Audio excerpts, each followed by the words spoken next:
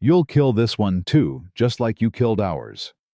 The words hit Emily Carter like a fist to the chest as muddy water dripped down her pregnant belly. She stood frozen in that Target parking lot, 5 months pregnant, staring at the man she once called husband. The man who had just deliberately splashed filthy water all over her. The man who was now laughing. But Ryan Mitchell had no idea. No idea that the woman he just humiliated was now Emily Sterling, married to a billionaire's son, carrying the heir to a $15 billion empire. An empire that held every single contract keeping Ryan's business alive. In 3 weeks, his world would collapse, and karma would arrive in a limousine. Before we begin, please subscribe to our channel and follow this story to the very end. Comment below with the city you're watching from, so I can see how far this story has traveled. Now, let me tell you how Emily Carter became the most powerful woman Ryan Mitchell never saw coming. 7 years ago, Emily Carter believed in fairy tales. She was 22 years old, standing in her mother's small apartment in the Bronx, wearing a wedding dress her grandmother had sewn by hand. Her mother stood behind her, tears falling freely. "You look beautiful, baby girl." Emily smiled at her reflection. "Mama, do you think Daddy's watching?" "Your father is watching from heaven, sweetheart, and he's so proud." Emily's father had died 3 years earlier. Construction accident. No insurance, no savings. Just a grieving widow and a daughter working 2 jobs through college. But today, none of that mattered. Today, Emily was marrying Ryan Mitchell. She had met him 6 months earlier at a Manhattan charity event. Emily was volunteering, serving drinks, arranging tables. Ryan was a guest, a donor. The kind of man who looked like he owned every room he walked into. He approached her while she was folding napkins. "You have the most beautiful smile I've ever seen." Emily looked up, startled. "Excuse me." "Your smile. It lights up this whole room." He extended his hand. "I'm Ryan." "Emily?" "Emily." He said her name like it was precious. What does a woman with a smile like that do when she's not making charity events more beautiful? She laughed nervously. "I'm a teacher. Kindergarten. In the Bronx." Most men would have walked away. A kindergarten teacher from the Bronx didn't belong at Manhattan galas. But Ryan's eyes sparkled. "A teacher. You're shaping young minds, building the future. That's more important than anything any of us do." "It doesn't pay much." "Money isn't everything," Ryan said. At the time, Emily believed he meant it. He called the next morning. Their courtship was a whirlwind. Expensive restaurants, flowers delivered to her classroom. A world Emily had only seen in movies. 3 months in, they sat in his penthouse overlooking Manhattan. "I don't understand," Emily said. "Why me? You could have anyone." Ryan took her hand. "Because you're real Emily. Every woman I've dated wanted my money, my connections. But you don't care about any of that. You cry at sad movies. You get excited about good coffee." He kissed her hand. "You're the most authentic person I've ever met." Emily cried. Happy tears. The tears of a woman who had spent her whole life feeling invisible, suddenly being seen. When Ryan proposed after 6 months, she said yes without hesitation. Her mother had concerns. "It's very fast, baby girl." "Mama, when you know, you know." "But you barely know his family. His parents aren't even coming to the wedding." "They're traveling. It's fine." Her mother looked at her with eyes full of hard-earned wisdom. "I hope so, sweetheart. I really hope so." The wedding was small, 40 guests. Ryan's parents didn't attend. Too busy in Europe, he said. That should have been Emily's first warning, but she was too in love to see it. During their first dance, Ryan whispered against her ear, "You're mine now." Emily thought it sounded romantic. She didn't know he meant it like ownership. The first month was everything Emily dreamed. Ryan was attentive, affectionate, surprising her with gifts she never asked for. "I bought you a new car." "What, Ryan, my Honda is fine." "Your Honda is a death trap. You're a Mitchell now. You drive a Mercedes. Emily didn't argue. She told herself it was thoughtful. The cracks appeared in month 3. They were getting ready for a dinner party. Emily wore a dress she'd bought at Macy's. Navy blue. Simple. She thought she looked nice. Ryan looked at her and sighed. You're wearing that? Emily's smile faltered. What's wrong with it? Nothing. It's fine. It's just... He paused, choosing his words carefully. You're a Mitchell now, Emily. People will be watching, judging. I thought I looked nice. You do. For the Bronx. He kissed her forehead. Let me take you shopping tomorrow. We'll find something more appropriate. Emily told herself he was trying to help. The next day, Ryan took her to Bergdorf Goodman. He picked out 5 dresses without asking her opinion. Handed his credit card to the saleswoman. Told Emily to try them on. This one, he said when she emerged in a black designer gown. Perfect. It's beautiful, but it doesn't feel like me. That's the point. Ryan's smile didn't reach his eyes. The old you was fine for the Bronx, but you're in my world now. Time for an upgrade. Emily wore the dress to the dinner party. She felt like a stranger in her own skin, tugging at fabric that felt too tight, smiling at people who looked at her like an exotic pet Ryan had brought home. Near the bathroom, she overheard 2 women whispering. Can you believe Ryan Mitchell married a kindergarten teacher? I give it a year. Men like him don't stay with women like her. Poor thing has no idea what she's gotten herself into. Emily pretended she hadn't heard. She found Ryan across the room, laughing with colleagues completely at ease. Having fun? He asked when she approached. Can we leave? I have a headache. Ryan's smile flickered, just for a moment. We can't leave yet. I need to talk to Henderson about the Brooklyn project. Just smile and mingle. That's all you have to do. So Emily mingled. She smiled until her face hurt. She nodded along to conversations about stock portfolios and vacation homes, pretending she understood. In the car ride home, she finally spoke. I don't think I'm cut out for your world, Ryan. Nonsense. You just need practice. He was checking his phone, already half absent. I'll hire someone to teach you the social dynamics. You want to hire someone to teach me how to talk to your friends? Don't make it sound like that. His voice hardened. I'm trying to help you. Everything I do is to help you. A little gratitude would be nice. I am grateful. You just what? He finally looked at her, and Emily saw something cold she'd never noticed before. You want to embarrass me? Show up looking like you wandered in from a discount store. That's not fair. Life isn't fair, Emily. I work hard so we can have a good life. All I ask is that you do your part. Emily apologized. She didn't know why, but she did. Ryan's expression softened immediately. He pulled her close. I'm sorry, sweetheart. Stressful week. I just want us to be happy. Give it time. Trust me. Emily trusted him. That was her second mistake. By month 6, Ryan controlled every aspect of her life. He picked her clothes, scheduled her hair appointments, decided which friends she could see and when. One evening, he was holding her credit card statement. You bought lunch for your coworkers. Emily looked up from her book. It was Janet's birthday. $30 at the deli. $30 you didn't need to spend. It's my money, Ryan. And I earn 10 times what you make. When you waste money, you waste our money. Buying lunch for a friend's birthday is wasting money. I'm not trying to control you. His voice turned gentle, patient, like he was explaining something to a child. I'm trying to teach you. You grew up without money. You don't know how to manage it. Let me guide you. Emily stopped buying lunch for her coworkers. She stopped doing a lot of things.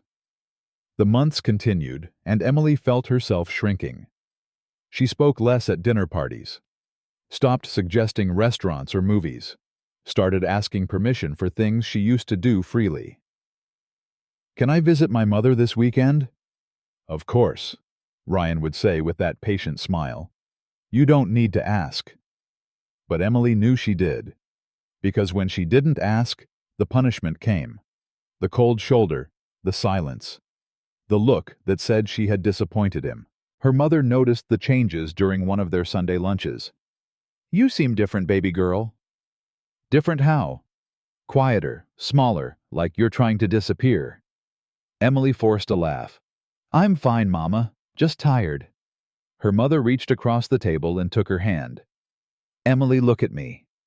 She waited until Emily met her eyes. "Are you happy?" The question hit Emily like a punch. Such a simple question. Such a complicated answer. "I'm married to a man who loves me. I have a beautiful home." "That's not what I asked." Emily pulled her hand away. "I need to go. Ryan's expecting me." She left before her mother could ask more questions. Before she had to admit she didn't know the answer. Year 2 brought a shift. Ryan's comments became sharper. His patience disappeared entirely. "You're a Mitchell now. Start acting like it." "What does that mean?" "It means stop being so goddamn ordinary." Emily absorbed the blows, told herself it was stress. Work was demanding. She just needed to be more supportive. Then something happened that Emily thought would change everything. She got pregnant. She found out on a Tuesday morning. 2 pink lines on a plastic stick. She stared at them with tears streaming down her face. A baby. They were going to have a baby. Emily spent the day planning how to tell Ryan. She bought tiny baby shoes, made his favorite dinner, set the table with candles. When Ryan walked through the door, she was trembling with excitement. "I have something to tell you." He barely looked at her, scrolling through his phone, loosening his tie. "Can it wait, hell of a day?" "It can't wait." She handed him the box with the shoes. Ryan frowned, opened it, stared at the tiny shoes. Slowly understanding dawned. "You're pregnant." Emily nodded, tears falling. "We're going to have a baby. You're going to be a father." For one beautiful moment, Ryan transformed. The coldness melted. His eyes softened. "A baby," he whispered. "My heir." He pulled her into a hug. Emily sobbed against his chest. This would fix everything. A baby would bring them closer. "I'm going to give you the world," Ryan said. "Both of you." For a few weeks, he was the husband Emily had always wanted. He came home early, rubbed her feet, talked to her belly. "If it's a boy, we'll name him Ryan Jr. What if it's a girl? Something strong, something that commands respect." "I was thinking, Lily," Emily said softly. "After my grandmother." Ryan wrinkled his nose. "Lily, that's so ordinary." But Emily held on to the name in her heart. The attention didn't last. Soon the pregnancy became an inconvenience. "I need you at this dinner tonight." Emily was lying on the couch, a bucket beside her. Morning sickness that lasted all day. "Ryan, I've thrown up 6 times. I can barely stand." "It's just nausea. Women have been having babies for thousands of years. Push through it." "I can't." "The Hendersons will be there. $25 million deal. You can't show up for 2 hours." "I physically cannot do it." "Then you're weaker than I thought." He left for the dinner alone. Didn't speak to her for 3 days. As the pregnancy progressed, Ryan's interest faded. He stopped coming to appointments, stopped talking to the baby. One evening, Emily took his hand and placed it on her belly. "Can you feel her kick?" Ryan pulled away. "I'm busy." "Your daughter is moving inside me." "I said I'm busy." Emily sat alone, hand on her belly, tears streaming silently. At 6 months pregnant, she was reading to her kindergarten class when she felt the first cramp. Sharp, sudden, wrong. She paused mid-sentence. "Mrs. Mitchell, are you okay?" a student asked. "I'm fine, sweetie. Let me just—" Another cramp, stronger. She looked down and saw blood. Emily grabbed her phone, called Ryan. No answer. She called again, and again, and again, 17 times. The person you are trying to reach is unavailable. A parent found her collapsed in the hallway and drove her to the hospital. The doctors worked for hours. Emily lay on the bed, terrified, praying. "Please," she begged. "Please save my baby." At 4:47 p.m., Emily gave birth to a baby girl, 6 months old, 4 pounds 3 ounces, perfectly formed, silent. "I'm so sorry, Mrs. Mitchell," the doctor said. "We did everything we could." Emily didn't hear him. She was staring at her daughter's face. "Can I hold her?" They placed the baby in her arms. Emily looked at the tiny fingers, the dark wisps of hair, the face that would never smile. "Lily," she whispered. "Her name is Lily." She held her daughter and screamed until her throat was raw, until there was nothing left inside her but emptiness. Ryan arrived 8 hours later. 8 hours. He walked into the room in his suit, smelling like cologne and whiskey. He stood at the foot of the bed, uncomfortable, checking his phone. "The doctor called me. I came as fast as I could." 8 hours. Emily's voice was barely a whisper. "I called you 17 times. Our daughter was dying. I was in a meeting. $25 million. I couldn't just... Our daughter is dead." Ryan flinched. "I know, and I'm sorry, but these things happen. The doctor said so. Sometimes pregnancies don't work out." He shrugged. "We can try again." Emily stared at him. This man she had married. This man who had just reduced their daughter's death to a failed business deal. "Do you want to hold her?" Ryan's face twisted. "Hold who?" "Lily, your daughter." "Emily, she's..." He couldn't say it. "There's no point." "The point is, she existed. She was real. She was our child. I think we should focus on moving forward. Get out." "What?" "Get out of this room." "Emily, you're being irrational. Get out." Ryan left. He went back to his hotel to close his deal. He didn't return until morning. The doctor came in later that night. Emily was still holding Lily, unable to let go. "Mrs. Mitchell, I need to discuss something with you." Emily didn't look up. "There were complications. The stress, the trauma. Your uterus sustained significant damage." Now Emily looked up. "What does that mean?" The doctor's face was full of compassion. "Your chances of carrying another pregnancy to term are extremely low, 5 to 8%. Emily heard the words, but they didn't make sense. "You're saying I can't have children. It would be very difficult, very risky. I'm so sorry." Emily looked down at Lily, her first child, her only child. She was 26 years old, and her body was broken. When Emily told Ryan, his response was 5 words. "So you're basically barren." Emily felt the air leave her lungs. "What? Do you understand what this means? I need an heir, a legacy, someone to carry on the Mitchell name." He shook his head. "And you can't give me that. I just lost our daughter. I just found out my body is broken, and that's all you can say. What do you want me to say? That it's okay. It's not okay. I married you because I thought you could give me a family. And now..." He didn't finish. He didn't need to. Emily understood exactly where she stood. From that moment on, Ryan used her infertility like a weapon. At dinner parties, "We'd love to have children, but Emily has complications," said with just enough emphasis to make it sound like her fault. During arguments, "Maybe if you could give me a family, I'd have a reason to come home." When she caught him texting late at night, "I'm 32, I need an heir, you can't give me that, what am I supposed to do?" The affairs started 6 months after losing Lily. Ryan worked late, came home smelling like perfume that wasn't hers, lipstick on his collar. Then Emily found the text. "Can't wait to see you tonight. Wear that red dress I love. She confronted him. Who is she? Ryan didn't even flinch. Her name is Victoria, my executive assistant. You're sleeping with your executive assistant. What did you expect? He loosened his tie casually. You can't give me what I need. We took vows. I vowed to build a life with you. Hard to do when you can't give me children.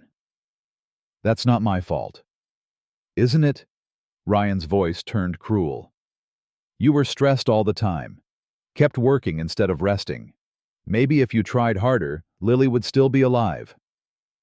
Emily stumbled backward. You're blaming me for our daughter's death. I'm saying there's plenty of blame to go around. Emily spent the next 3 years as a ghost in her own marriage. Therapy twice a week, antidepressants, teaching her kindergartners during the day, crying herself to sleep at night. Ryan stopped hiding his affairs.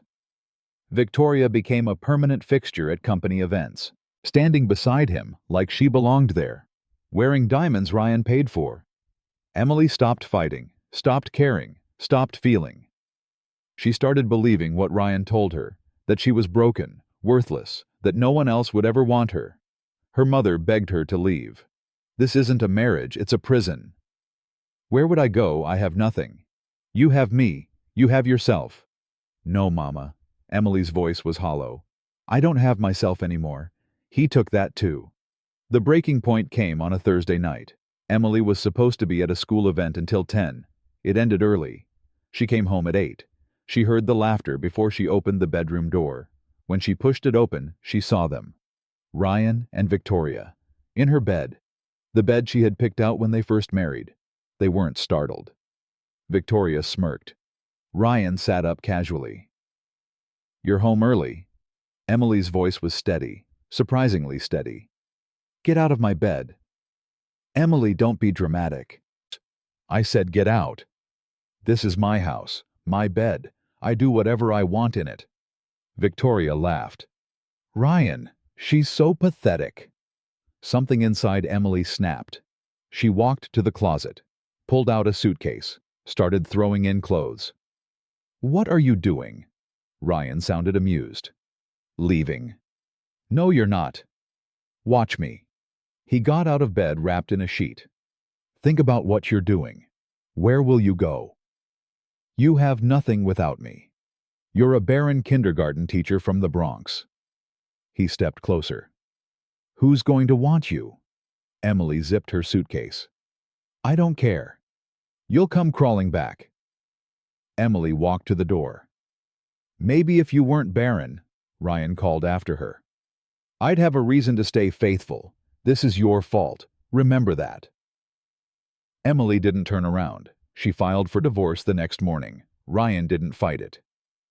Good, he said. I need someone who can actually give me a legacy. But he didn't let her go quietly. He told everyone that Emily was the cheater, that she destroyed the marriage, that she was unstable, broken, untrustworthy. He painted himself as the victim. And for 11 months, Emily believed him. She moved into a tiny Brooklyn apartment. 1 bedroom. Kitchen so small she could touch both walls. She taught during the day, cried at night, went to therapy on Wednesdays. Her mother visited every Sunday. You survived, baby girl. I don't feel like I survived. I feel like I died. It gets better, I promise. Emily wanted to believe her, but at 29 with a broken body and a shattered heart and a reputation in ruins, she couldn't imagine anything ever getting better. She had no idea that a chance encounter at a charity event would change everything. That a man would see her, really see her for the first time. That the body doctors called broken would create a miracle. That the ex-husband who splashed mud on her pregnant belly would watch his entire empire crumble while she stood in a room full of the most powerful people in America. Emily Carter didn't know any of that yet. She only knew she was alone. She only knew she was broken. She only knew Ryan's voice echoing in her head every single night. Barren, worthless. Nobody will ever want you. She believed every word. But 11 months later, on a random Wednesday evening, Emily's best friend Sarah would drag her to a charity gala. And there, arranging chairs in a plain dark suit, would be a man named Ethan. A man who would change everything. A man whose last name was Sterling. Sarah had been Emily's best friend since college. They had shared a dorm room for 4 years, survived finals together, cried over breakups together, and promised to be bridesmaids at each other's weddings. Sarah had stood beside Emily on her wedding day, smiling through her concerns about Ryan. And Sarah had held Emily through the divorce, never once saying, "I told you so." So when Sarah showed up at Emily's Brooklyn apartment on a Wednesday evening with a determined look on her face, Emily knew she was in trouble. "Get dressed. We're going out." Emily was curled up on her couch in sweatpants and an old t-shirt, eating ice cream straight from the container. "I'm not going anywhere." "Yes, you are." Sarah grabbed the ice cream and put it back in the freezer. "It's been 11 months, Em. 11 months of you hiding in this shoebox apartment, feeling sorry for yourself." "I'm not feeling sorry for myself. I'm healing." "You're wallowing. There's a difference." Sarah opened Emily's closet and started rifling through her clothes. "There's a charity gala tonight. Children's literacy. Your favorite cause. You're coming." "Sarah, I can't." "You can, and you will." "I don't have anything to wear." Sarah pulled out a navy blue dress. Simple. Elegant. The first dress Emily had bought for herself after the divorce. "This. Shower. Hair. Makeup. You have 1 hour." What if someone recognizes me? What if they know about the divorce? What if they've heard what Ryan said about me? Sarah sat down on the couch and took Emily's hands. "Listen to me. Ryan Mitchell is a lying, cheating, manipulative piece of garbage. Anyone who believes his version of events isn't worth your time anyway." She squeezed Emily's hands. "You are not broken, Em. You are not worthless. And you are definitely not going to spend another Wednesday night alone with Ben and Jerry." Emily felt tears prick her eyes. "What if I'm not ready?" "You'll never feel ready. That's why you have to do it anyway." Sarah stood up. 1 hour. Go." Emily went. The gala was held at a beautiful venue in Manhattan. Emily felt her stomach twist as they walked through the entrance. Everyone looked expensive. Important. Like they belonged in rooms like this. She didn't belong here. She never had. "I can't do this," she whispered to Sarah. "Yes, you can. Just breathe. Find the bar. Get a drink. And remember why you're here." Sarah spotted someone across the room and waved. "I see my boss. I have to go say hello. Will you be okay for a few minutes?" "Sarah, don't leave me." But Sarah was already walking away, leaving Emily standing alone in a sea of strangers. Emily's heart was pounding. Her hands were shaking. Every instinct told her to run. She was about to do exactly that when she noticed a man near the back of the room arranging chairs. He wasn't in a tuxedo like the other men, just a plain dark suit. And he wasn't schmoozing with guests or checking his phone. He was just quietly setting up straightening rows, making sure everything was perfect. Something about his quiet focus drew her in. Before she knew what she was doing, Emily walked over. "Do you need a hand?" The man looked up and smiled. It was a genuine smile. Warm. The kind that reached his eyes and made you feel like everything might be okay. "I'd love one, actually. I'm terrible at making these rows straight." Emily picked up a chair and positioned it carefully. "Like this?" "Perfect. You're clearly the expert here." She laughed. Actually laughed. The sound surprised her. She hadn't laughed in months.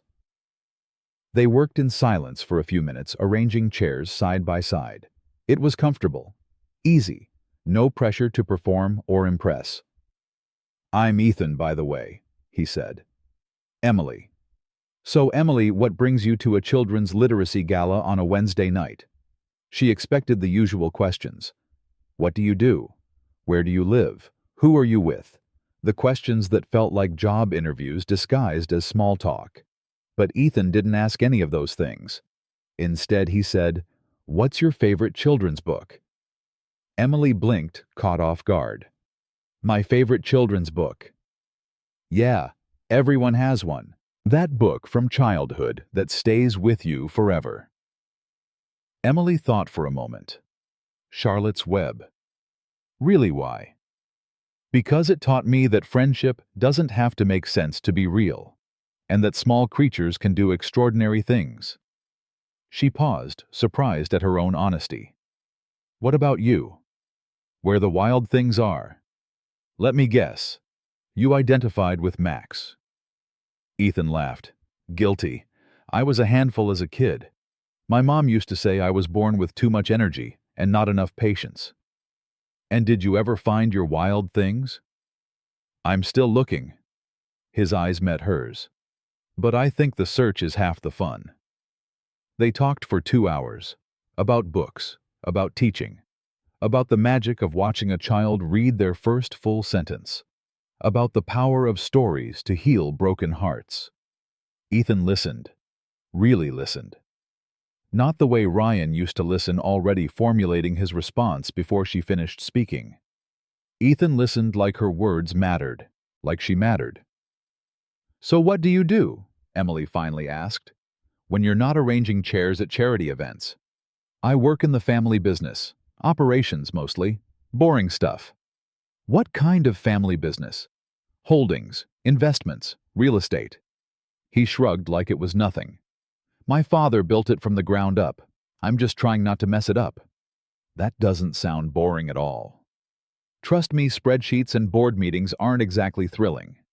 He smiled. But enough about me. Tell me more about your kindergartners. What's the most ridiculous thing a 5-year-old has ever said to you? Emily found herself telling him about Tommy, who announced to the class that his mother was an alien from Jupiter. About Maya, who brought her pet goldfish for show and tell, and accidentally flushed it down the classroom toilet in a panic. About Jackson, who proposed marriage to her every single Monday morning for an entire semester. Ethan laughed at every story. Not polite laughter. Real laughter. The kind that made his whole face light up.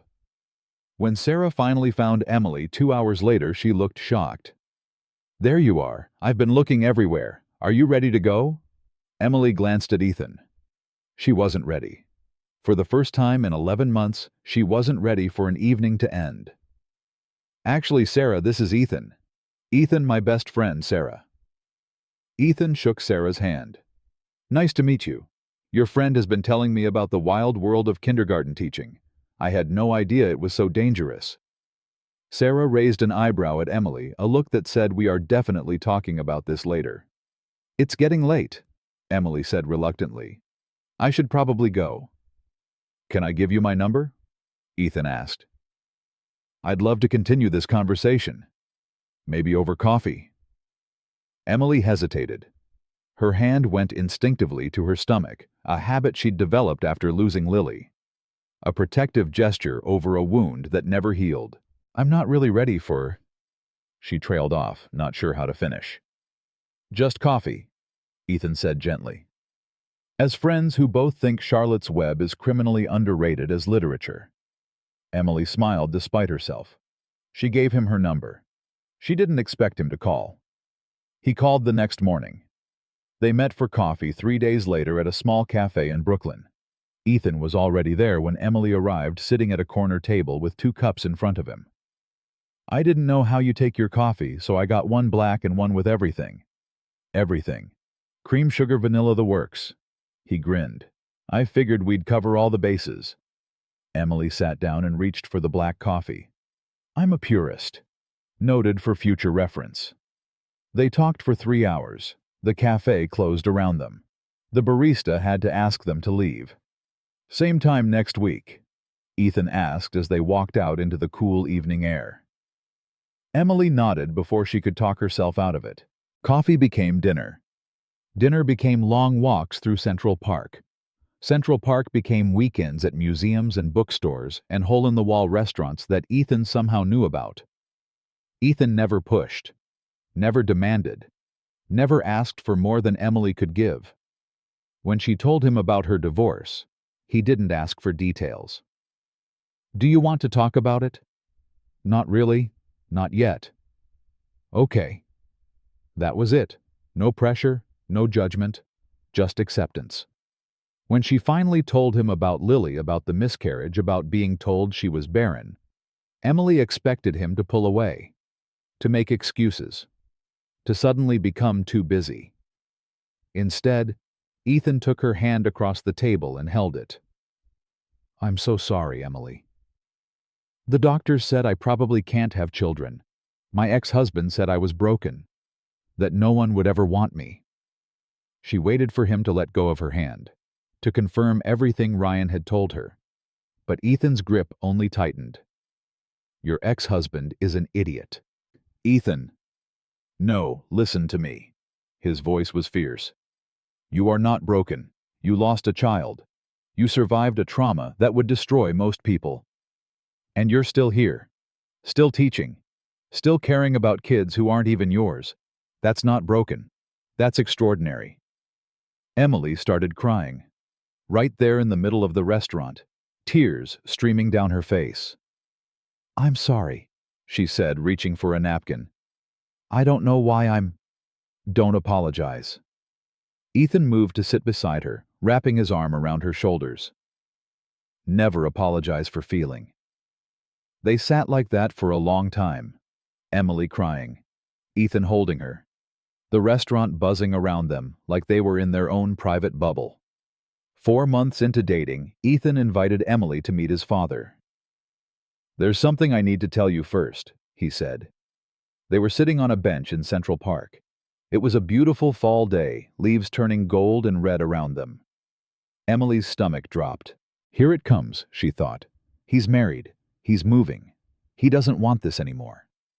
Okay, she said carefully. What is it? Ethan took a deep breath. My last name is Sterling. Emily frowned. Okay. Ethan Sterling. That's a nice name. My father is William Sterling. The name hit Emily like ice water. William Sterling. The William Sterling. Billionaire. Owner of Sterling Global Holdings. $15 billion. Buildings across America with his name on them. Government contracts. Media holdings. One of the most powerful men in the country. Emily had seen his face on magazine covers, in newspaper articles, on television. Wait. She pulled back, staring at Ethan. You're William Sterling's son.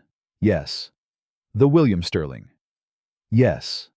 Emily stood up. Her heart was racing. Her hands were shaking. Why didn't you tell me? Because I wanted you to know me.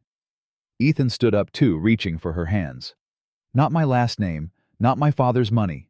Just me. 4 months, Ethan. 4 months, and you never mentioned that your family is worth $15 billion. Because it doesn't matter. How can you say it doesn't matter? Because it doesn't change who I am. I'm still the guy who can't arrange chairs in a straight line. Still the guy who thinks Where the Wild Things Are is a masterpiece. Still the guy who wants to spend every possible minute with you. Emily was trembling. Memories of Ryan flooded back. The money, the power, the way he used it to control her, to diminish her, to make her feel worthless. I can't do this again, she whispered. I can't be with someone who lives in that world. Emily, I'm not Ryan. She flinched at the name. I know about him, Ethan said softly. I know what he did to you, and I know why you're scared, but I am not him.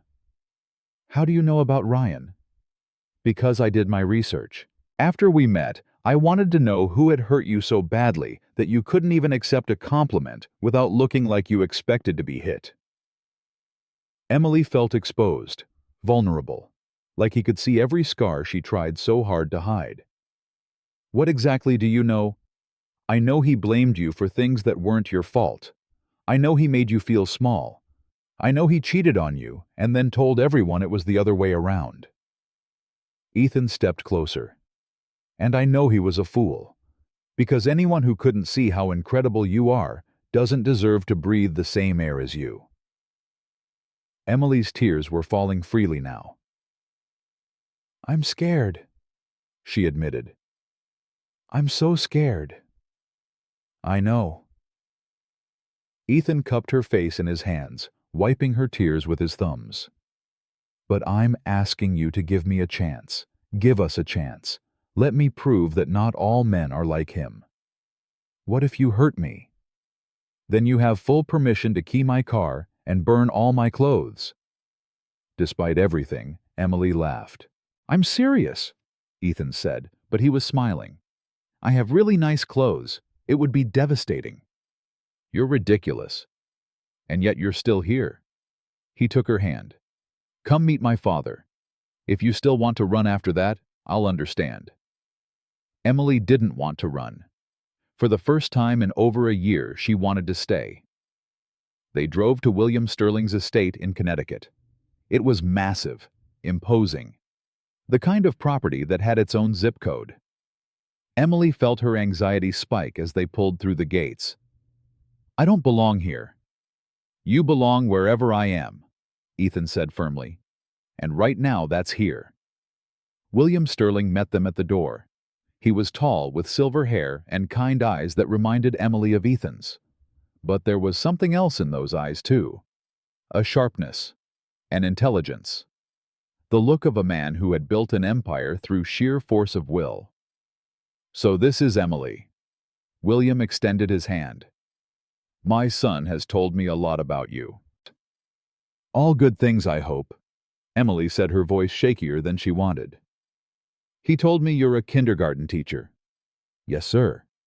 And that you think Charlotte's Web is the greatest piece of American literature. Emily glanced at Ethan, who was grinning. I may have been exaggerating slightly, she said. No, you weren't. William smiled, and suddenly he didn't seem so intimidating. E.B. White was a genius. Most people are too pretentious to admit it. Dinner was surprisingly comfortable. William asked about Emily's students, her favorite books, her teaching philosophy. He didn't ask about her family's money or her connections or what she could bring to the Sterling name. He asked about her. After dinner, Ethan excused himself to take a phone call, leaving Emily alone with William. My son is different around you, William said. Different how? Lighter, happier, more himself. William leaned back in his chair. Ethan has spent his whole life surrounded by people who want something from him. His money, his connections, his name. It's made him careful, guarded. I don't want any of those things, Emily said quietly. I know. That's why he loves you. Emily's heart stopped. He hasn't said that. He doesn't need to. I've never seen my son look at anyone the way he looks at you. William's eyes grew serious. He told me about your ex-husband. Emily stiffened. Did he? Only the basics, that he was cruel, that he hurt you, that he made you believe lies about yourself. Mr. Sterling, William. Emily took a breath. I need you to know something. I can't have children, or at least the doctors say it's very unlikely. If you're expecting me to give your son an heir, I'm expecting you to give my son happiness, William interrupted. That's all any parent wants for their child. The rest is details. Emily felt tears threatening again. You don't care that I can't give you grandchildren. I care that my son has found someone who makes him smile. Someone who sees him for who he is, not what he's worth. William reached across the table and patted her hand. You're already family to me, Emily, with or without children. Ethan proposed 3 months later. They were in Central Park on the same bench where he had told her his real name. It was snowing lightly, the world covered in white. Ethan dropped to one knee. Emily Carter, I know you're scared. I know you've been hurt. I know you think you're broken. He pulled out a ring, simple, elegant, perfect. But I see you, all of you, the strength, the kindness, the courage it takes to keep going after everything you've been through. And I want to spend the rest of my life proving to you that you deserve to be loved. Completely, unconditionally, forever. Emily was crying. She couldn't help it. Is that a yes? Ethan asked, his voice hopeful. Yes. The word came out as a sob. Yes, 1,000 times yes. Ethan slid the ring onto her finger and pulled her into a kiss. Snow fell around them. Strangers applauded. And Emily felt something she hadn't felt in years. Hope. The wedding was small. 40 people. Mostly family. Emily wore a dress she chose herself, a simple white gown that made her feel beautiful without trying too hard. Her mother cried through the entire ceremony. "Your father would be so proud," she whispered. William Sterling insisted on walking Emily down the aisle. "You're my daughter now," he said as they approached Ethan. "Not my daughter-in-law, my daughter." Emily's tears ruined her makeup. She didn't care. Ryan Mitchell never knew about the wedding. Emily had blocked him on everything, changed her phone number, moved on completely. When she became Emily Sterling, the world shifted. Suddenly there were security details, media attention, invitations to events at the White House. People recognized her face. Photographers followed her to the grocery store. But Emily didn't change. She kept teaching, kept volunteering. Her kindergartners in the Bronx didn't care that their teacher was now married to a billionaire's son. They just cared that Mrs. Sterling always had the best stories and gave the best hugs. 3 months into the marriage, Emily felt nauseous during a morning assembly. She excused herself and rushed to the staff bathroom, closed the door, leaned against the sink. Her hands were shaking as she reached into her bag and pulled out the pregnancy test she had been carrying for a week, too terrified to use.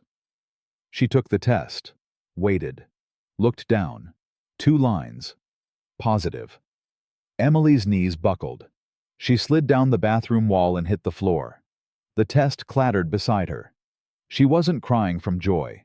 Not yet. She was crying from terror. Because the doctors had told her this would never happen. Because she had been told her body was too broken, too damaged, too traumatized to carry life. Because Ryan's voice was still in her head after all this time. "You'll kill this one too, just like you killed ours." Emily pulled out her phone. Her hands were shaking so badly she could barely dial. "Hey, love." Ethan's voice was warm, happy, unsuspecting. "How's your morning going? Can you come get me?" Emily's voice cracked. "Something happened." "What? What's wrong? Are you hurt?" "I'm not hurt. I need you." "I'm on my way." 20 minutes later, Ethan burst through the school's front doors. A security officer tried to stop him. He pushed past without slowing. He found Emily still on the bathroom floor, knees pulled to her chest, tears streaming down her face. "Emily." He dropped to his knees beside her. "What happened? Talk to me." Emily couldn't speak. She just held up the pregnancy test. Ethan looked at it, looked at her, looked at the test again. "Is this?" "She'll. I'm pregnant." Ethan's face went through a dozen emotions in 3 seconds. Shock, fear, hope, joy, determination. "You're pregnant," he repeated. "But the doctor said—" "I don't care what the doctor said. What if something goes wrong? What if I lose this baby too? What if—" Ethan took her face in his hands. His eyes locked onto hers. "We're going to do this together. Every appointment, every moment, every fear. You are not alone, Emily. You will never be alone again." "I'm so scared." "I know. I'm scared too." He pulled her into his arms. "But we're going to be scared together. And we're going to get through this together. And in a few months, we're going to hold our baby together." Emily sobbed into his chest. All the fear, all the hope, all the years of being told she was broken, that she would never have this, that she didn't deserve this. But here she was, pregnant, loved, held. Maybe the doctors were wrong. Maybe Ryan was wrong. Maybe she wasn't broken after all. Maybe she was just waiting for the right person to help her heal. At the first ultrasound, Emily gripped Ethan's hand so tightly her knuckles turned white. "There it is," the doctor said, pointing at the screen. "Strong heartbeat. Everything looks perfect." Emily stared at the tiny flutter on the monitor. Her baby. Their baby. Alive. Growing. Real. "Perfect," she whispered. "You're sure?" "I'm sure." The doctor smiled. "Whatever damage you sustained before your body has healed remarkably. I don't see any concerns." Ethan kissed the top of Emily's head. "Told you," he murmured. At 4 months, the doctors confirmed the pregnancy was stable. Healthy. Miraculous, one of them said. At 5 months, Emily's bump started showing. She told her kindergarten class she was going to be a mommy. They made her cards covered in glitter and misspelled words. "Mrs. Sterling, is your baby going to be our friend?" Tommy asked. "I hope so," Emily said. "Can we teach the baby things?" "What would you teach the baby?" "How to share, and how to tie shoes, and that you should never flush a goldfish down the toilet." Emily laughed so hard she cried. William Sterling was beside himself with joy. His first grandchild. An heir to everything he had built. He threw a small family dinner to celebrate. 20 people. Close friends and relatives. Champagne and laughter and hope. When William toasted Emily, his voice cracked with emotion. "You've given this family something we didn't know we were missing. Not an heir, not a legacy, but hope. You've shown us that broken things can heal, that love is stronger than pain, that the best things in life aren't bought, they're built by people who refuse to give up." Emily touched her growing belly. Inside her, a life she had been told would never exist was thriving. She thought about Lily, about the daughter she lost, about the years of pain and shame and believing she was worthless, and she thought about how strange life was, how the worst moments could lead to the best ones, how falling apart could be the first step toward being put back together. Emily Sterling was 5 months pregnant, loved, protected, happy. She had no idea that in 2 weeks her past would come crashing back into her life, that a black Maserati would pull up beside her in a Target parking lot. That muddy water would soak through her clothes and chill her pregnant belly. That the man who had spent years destroying her would try one last time to break her. Emily had no idea that Ryan Mitchell was about to make the biggest mistake of his life. It was a Tuesday morning when Emily decided to visit her mother. She had been feeling nostalgic lately. Pregnancy hormones, maybe? Or perhaps it was just the overwhelming need to sit in her mother's kitchen, eat homemade cookies, and feel like a little girl again. "I'm going to see Mama today," she told Ethan over breakfast. "Want me to come with you?" "No, I think I need some girl time." She kissed his cheek. "Besides, you have that board meeting." "I can skip it." "Ethan Sterling, you cannot skip a board meeting to eat cookies with my mother." "Watch me." Emily laughed. "Go to your meeting. I'll be fine. Take security with you." "I don't need security to visit my mother in the Bronx." "Emily." "One afternoon. Just me and Mama. Please, I need to feel normal for a few hours." Ethan hesitated. Since the pregnancy, he had become fiercely protective. Security details everywhere. Drivers, bodyguards. Emily understood it came from love, but sometimes she missed the simplicity of her old life. "Fine," Ethan said finally. "But text me when you get there, and when you leave, and if anything feels wrong, I'll call you immediately, I promise." She kissed him goodbye and headed out. The drive to the Bronx was peaceful. Emily took the scenic route windows down, enjoying the autumn air. Her hand rested on her belly, feeling the occasional flutter of movement. "We're going to see Grandma," she said to her bump. "She's going to spoil you rotten. Just warning you now." Her mother's apartment looked exactly the same as it always had. Small, warm, full of photos and memories. "My baby." Her mother pulled her into a hug the moment she walked through the door. "Look at you. You're glowing." "I'm fat, Mama." "You're pregnant. There's a difference." Her mother placed both hands on Emily's belly. "Hello in there, little one. I'm your grandma. I'm going to teach you all the things your mother was too stubborn to learn."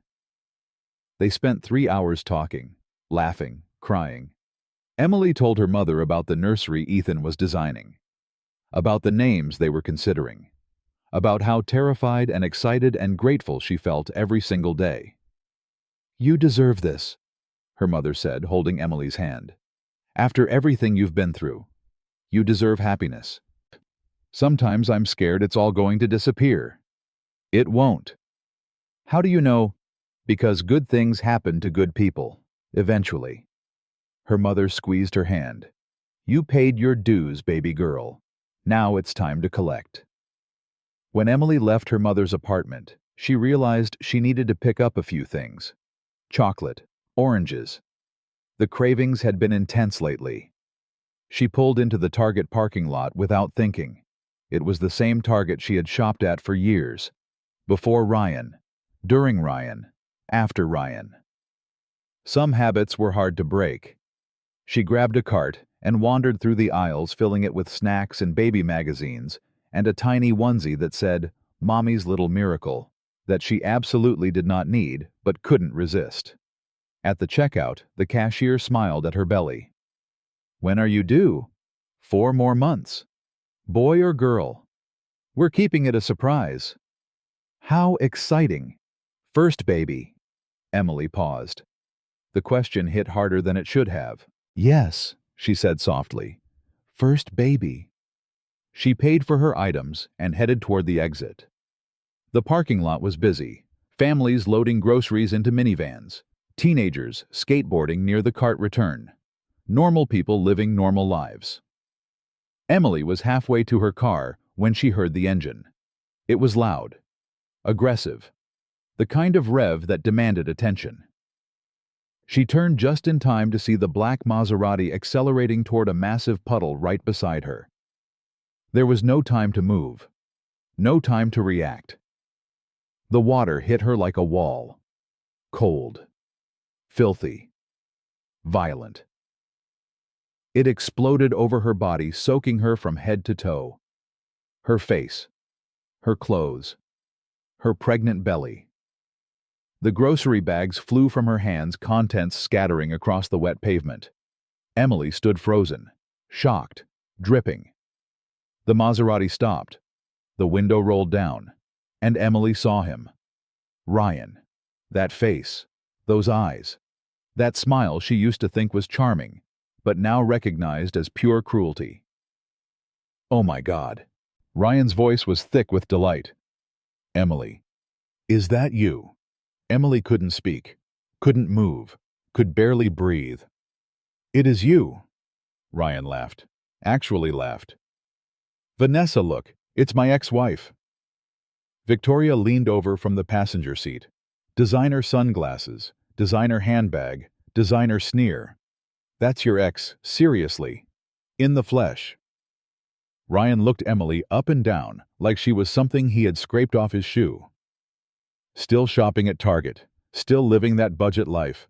Some things never change, huh?" Emily's hands went instinctively to her belly, protecting, shielding. Ryan's eyes followed the movement. His smile widened. "Wait, are you pregnant?" Emily said nothing. "Oh my God." Ryan's laughter turned vicious. "Victoria, look at this. Some desperate fool actually knocked up my barren ex-wife." "Ryan, don't." Emily's voice came out as a whisper. "Don't what?" "Don't tell the truth." He leaned further out the window, his voice dropping to something designed to wound. "We both know your useless body can't carry a child, Emily. You'll kill this one too, just like you killed ours." The words hit Emily like physical blows. Her vision blurred, not from the muddy water, from the memories flooding back. The hospital room, Lily's tiny body, Ryan's voice saying these things happen. "What idiot agreed to get you pregnant anyway?" Ryan continued. "Does he know you're defective? Did you warn him that you're basically a broken incubator? Stop. Emily's voice cracked. Or what? You'll cry. Ryan mocked a sad face. Poor little Emily, still playing the victim, still pretending you're not the reason everything went wrong. Victoria was laughing now too. That high-pitched, cruel laugh that Emily remembered from the night she found them in her bed. Ryan? She looks miserable enough already. Does she? I think she looks exactly like what she is. Ryan caught Emily's eyes. Ordinary. A failure. A woman nobody wanted until some desperate man settled. Emily felt tears mixing with the muddy water on her face. She wanted to run, wanted to scream, wanted to tell him exactly who she was now. But her voice wouldn't work. Her body wouldn't move. She was 22 again, standing in Ryan's shadow, believing every terrible thing he said about her. You know what the funniest part is? Ryan's voice was casual now, conversational, like he was discussing the weather. I always wondered what happened to you after the divorce. Figured you'd end up exactly where you started. Poor, pathetic, alone. He gestured at her soaked clothes, her scattered groceries, her trembling hands. And look at that. I was right. You don't know anything about my life. I know enough. I know you're standing in a parking lot looking like a drowned rat. I know you're pregnant with some nobody's baby. I know you'll probably lose it just like you lost ours. Ryan revved his engine. Face it, Emily. You were born ordinary. You'll die ordinary. And nothing you do will ever change that. Emily's hands were shaking so badly she could barely feel them. Good luck keeping that baby alive, Ryan called as his window started to rise. We both know how that story ends. The Maserati sped off, engine roaring, leaving Emily standing in a puddle of filthy water. Covered in mud. Groceries destroyed. Dignity shattered. People were staring. Some looked concerned. Some looked uncomfortable. One teenager had his phone out filming. Emily didn't notice any of them. She stood there for what felt like hours. Minutes. Seconds.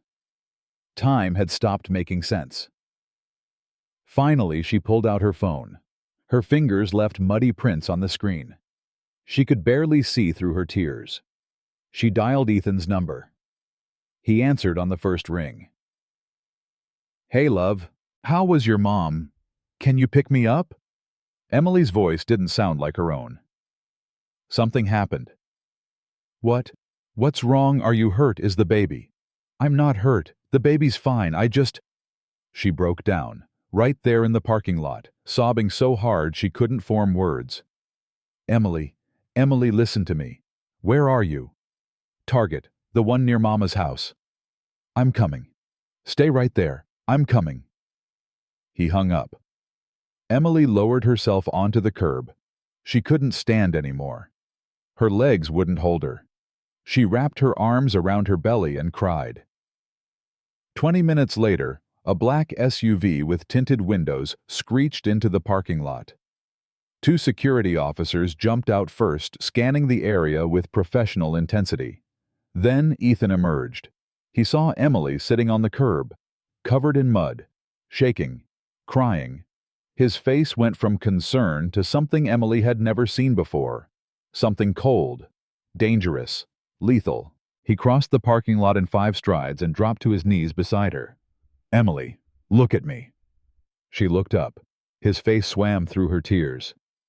Who did this, Ethan? Who did this to you? My ex-husband. The words came out broken.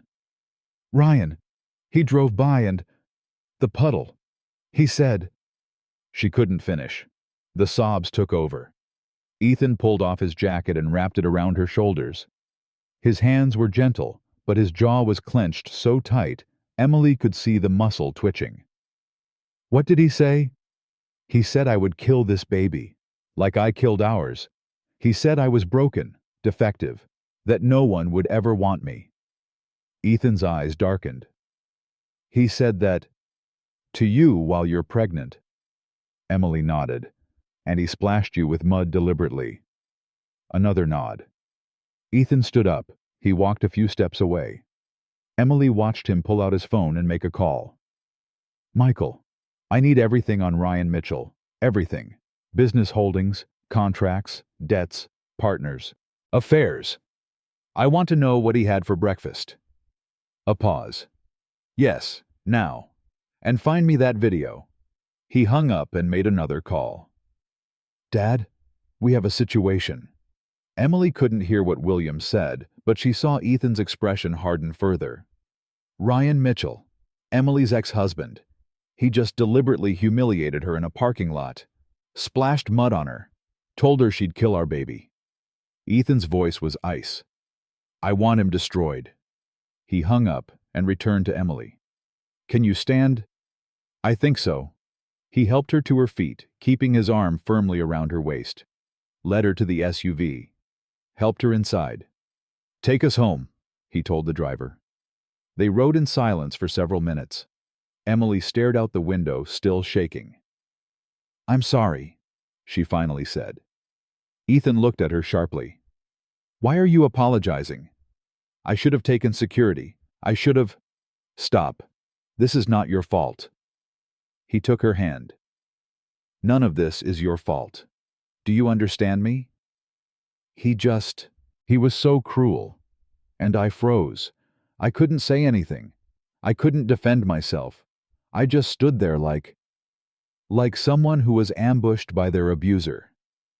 Ethan's voice softened. Emily, you did nothing wrong. He's the monster, not you. He doesn't know. Doesn't know who I am now, who I married. He thinks I'm still the same pathetic woman he divorced. Something shifted in Ethan's expression, a spark of something that looked almost like satisfaction. Good. Good? Let him think that. Let him believe you're still nobody. Ethan's smile was cold. It'll make what comes next so much sweeter. What comes next? You'll see. By the time they reached home, Emily's phone was exploding. Sarah had texted 14 times. Her mother had called 3 times.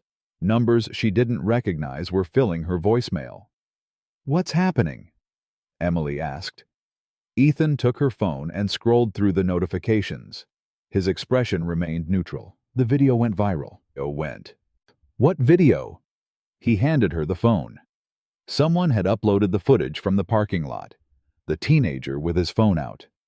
He had captured everything. Ryan's Maserati, the splash, Emily's shocked face, the entire conversation. The title read, Rich Jerk Splashes Mud on Pregnant Woman. It had 12 million views. The comments were a flood of outrage. Who does this to a pregnant woman? That's assault. She should press charges. Someone needs to identify this guy. That poor woman. She looks devastated. What kind of monster says those things? Emily scrolled in disbelief. 12 million people had watched her worst moment. 12 million people had seen her humiliated. 12 million people knew her face. Then she saw the comment that changed everything.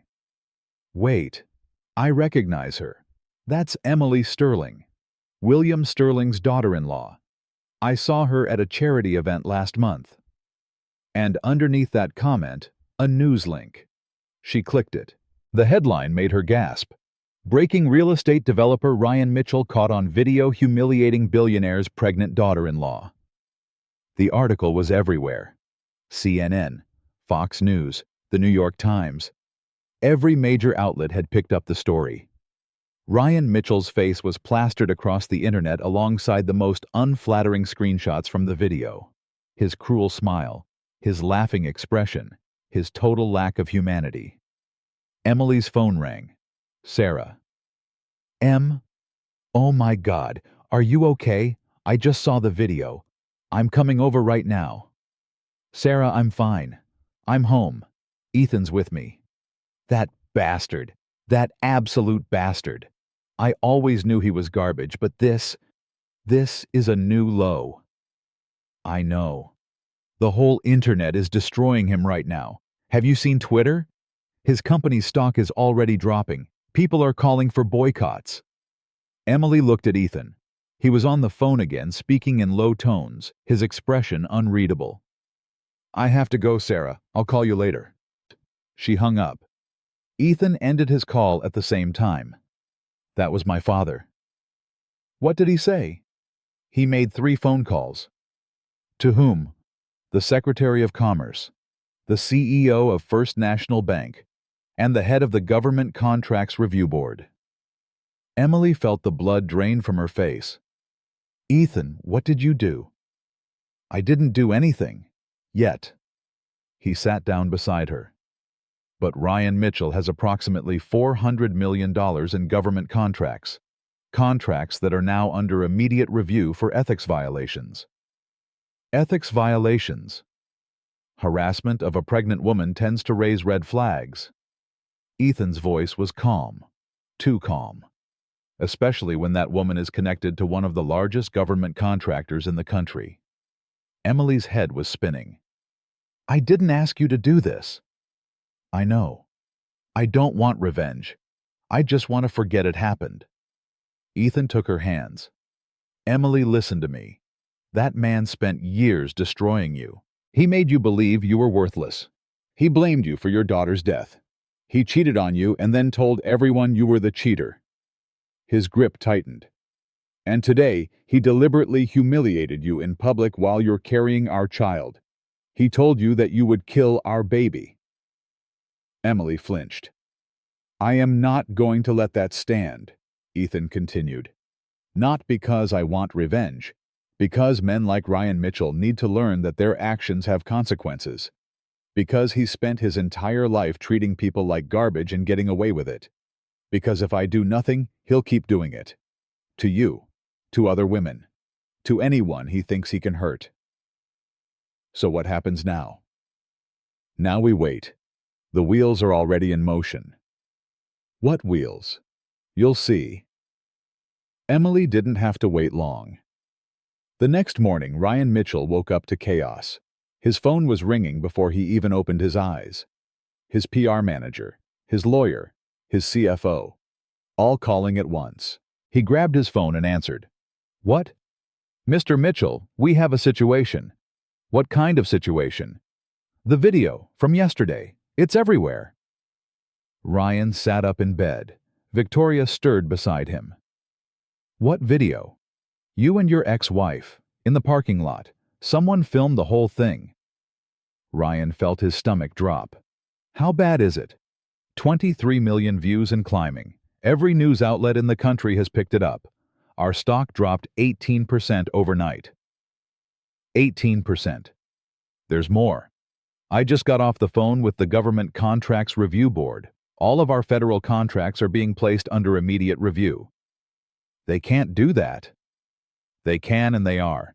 Something about ethics violations and conduct unbecoming of a federal contractor. Ryan threw off his covers and started pacing. This is ridiculous. I splashed some water on my ex-wife. It was a joke. It's not being received as a joke, Mr. Mitchell. The public perception is severe. I don't care about public perception. I care about my contracts. Sir, without those contracts, we lose approximately 40% of our revenue. And I'm getting calls from our banking partners. They're concerned. Concerned about what? Our ability to service our debt obligations. Ryan's blood ran cold. Get them on the phone, all of them. Set up a meeting for this afternoon. Yes, sir. There's one more thing. What? Your ex-wife, Emily Carter. What about her? Her name isn't Emily Carter anymore. Ryan stopped pacing. What do you mean? She got remarried. About a year ago. Remarried to whom? There was a long pause on the other end of the line. To Ethan Sterling, William Sterling's son. Ryan felt the floor shift beneath his feet. That's impossible. I'm looking at the marriage certificate right now. Emily Carter married Ethan Sterling 14 months ago. She's been Emily Sterling for over a year. Ryan's mind raced. Emily, his barren ex-wife. The kindergarten teacher from the Bronx. Married to a Sterling. There has to be a mistake. There's no mistake. The baby she's carrying, that's the Sterling heir, William Sterling's first grandchild. Ryan sat down heavily on the bed. Oh my God. Sir, I think we have a very serious problem. The calls started coming within the hour. First, the banks. Mr. Mitchell, we're calling to inform you that your loans are being reviewed for early call provisions. What does that mean? It means we're assessing whether to demand immediate repayment. You can't do that. Our contracts include clauses regarding reputational risk and conduct. Given recent events, our risk assessment team has flagged your accounts. Then the government. Mr. Mitchell, this is the Office of Federal Contract Compliance. We're informing you that all contracts between Mitchell Properties and the federal government are suspended pending investigation. Suspended for how long? That remains to be determined. Then his board. Ryan, we need to talk. Charles, good. I need the board's support right now.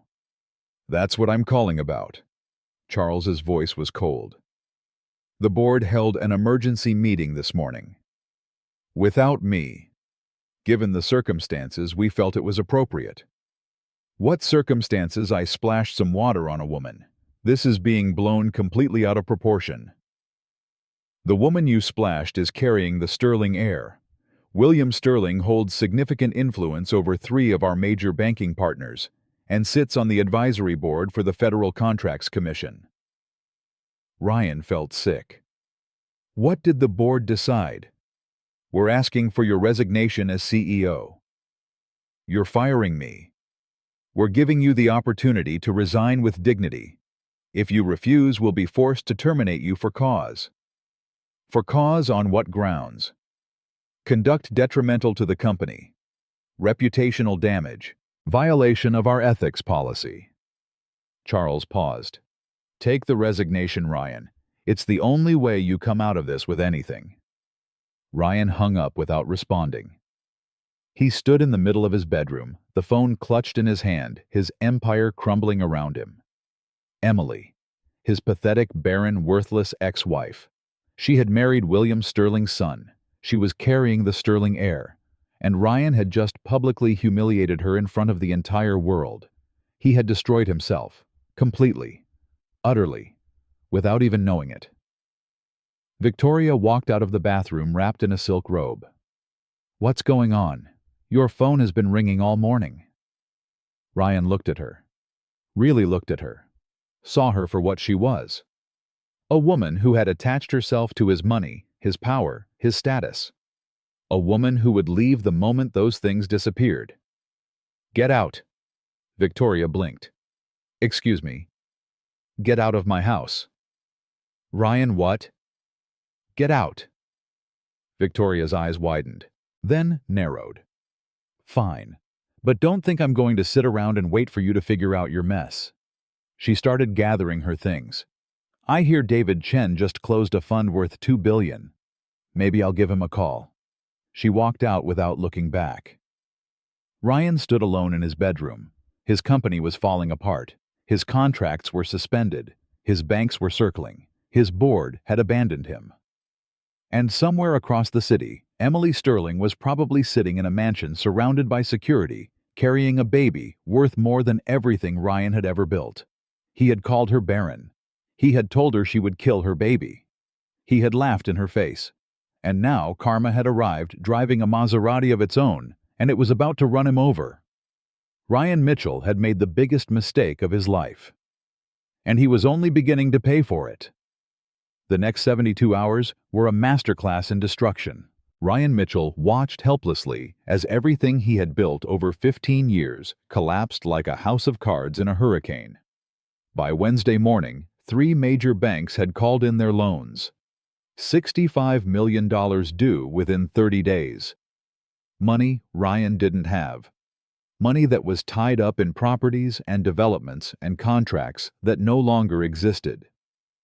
By Wednesday afternoon, his stock had crashed 53%. Board members were resigning. Investors were fleeing. His name had become toxic. By Wednesday evening, Ryan sat alone in his penthouse, surrounded by empty whiskey glasses, staring at his phone as it rang and rang with calls he couldn't answer. His lawyer called first. "Ryan, we need to talk about damage control." "What kind of damage control?" "The kind where you issue a public apology and hope it's enough to stop the bleeding." "I'm not apologizing." "Ryan, be reasonable. The entire country has seen that video. You're being called a monster, a bully." "Ah, I don't care what I'm being called. I'm not apologizing to that woman. That woman is Emily Sterling now. Do you understand what that means? William Sterling has more power in his little finger than you have in your entire company. If you don't apologize, he will bury you." "He's already burying me." "Then give him a reason to stop." Ryan hung up. His mother called next. "Ryan Andrew Mitchell, what have you done?" "Mother, I don't need a lecture right now." "You splashed mud on a pregnant woman. You told her she would kill her baby. I raised you better than this." "You don't know the whole story." "I know enough. I know that woman was your wife. I know she lost a child. I know you blamed her for it." His mother's voice cracked. "I know because I watched it happen. I watched you break her, Ryan, and I said nothing because I thought it wasn't my place. But this is too far." She was nobody, Mother, a kindergarten teacher from the Bronx. She was a human being. She is a human being, and you treated her like garbage. A long pause. "Your father would be ashamed of you." The line went dead. Ryan threw his phone across the room. By Thursday morning, things got worse. The story had evolved. It was no longer just about a man splashing mud on a pregnant woman. Reporters had started digging into Ryan's past, into his marriage, into his divorce. Old friends of Emily's were speaking out. He was controlling from the start. He isolated her from everyone who loved her. She was a shell of herself by the end. I barely recognized her. He blamed her for the miscarriage, made her believe it was her fault. It was emotional abuse, plain and simple. Ryan's PR team called an emergency meeting. "We need to get ahead of this." "How?"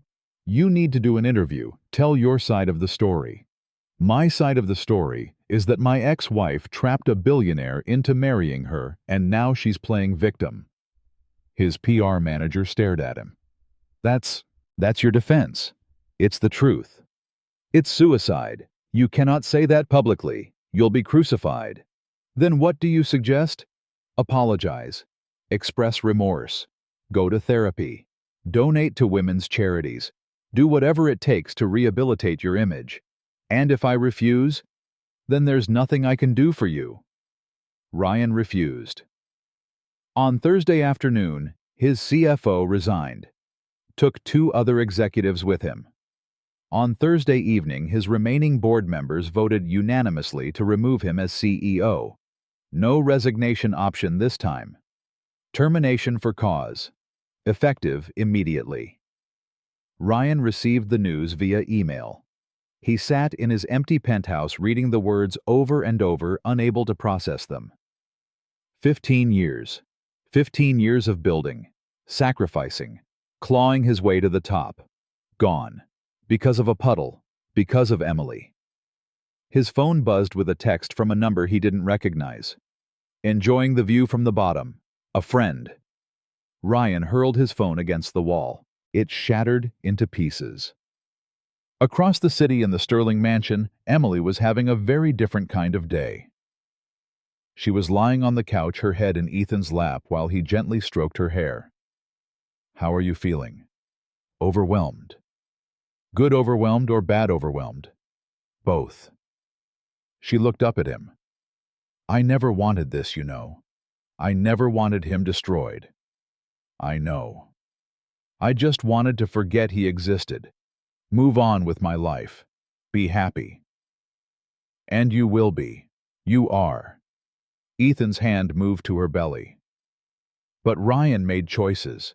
He's facing the consequences of those choices. That's not your fault." "It feels like my fault." "It's not." Ethan's voice was firm. He chose to drive past you. He chose to splash that puddle. He chose to say those horrible things. He made those choices knowing exactly what he was doing. The only difference is, this time there were consequences. Emily was quiet for a moment. Your father wants to make a public announcement. I know. About me, about the baby, about everything. I know. I'm not sure I'm ready for that. Ethan shifted so he could look her in the eyes.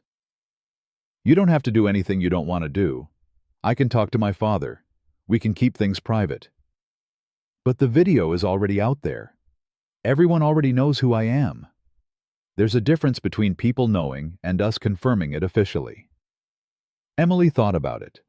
Thought about spending the rest of her pregnancy hiding, avoiding cameras, pretending to be someone she wasn't. No, she said finally. I'm tired of hiding. I spent years hiding from Ryan, hiding from myself, hiding from the truth. She sat up slowly. I'm Emily Sterling. I'm pregnant with your baby, and I'm not ashamed of any of it. Ethan smiled. That's my girl. William Sterling called that evening. Emily, how are you feeling? Better. Thank you, William. Good. I want to talk to you about the gala. The Children's Literacy Gala, that's next week, isn't it? Yes, and I'd like to make an announcement. About you. About the baby.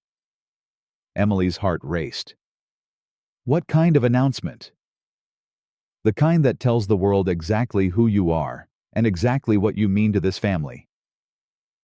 William's voice softened. You're carrying my grandchild Emily, the first Sterling heir in 30 years. That's not something to hide. That's something to celebrate. I'm scared. I know. But I'll be right there with you. Ethan will be right there with you. You won't face any of this alone. Emily took a deep breath. Okay. Okay. Let's do it. Let's make the announcement. She could hear the smile in William's voice. You're going to be magnificent. The week passed in a blur of preparation. Stylists came to the mansion to help Emily choose a dress. She settled on an emerald green gown that showed her 6-month bump perfectly. Elegant. Powerful. Unmistakably maternal. Speech coaches worked with William on his announcement. Media consultants prepared for the onslaught of press.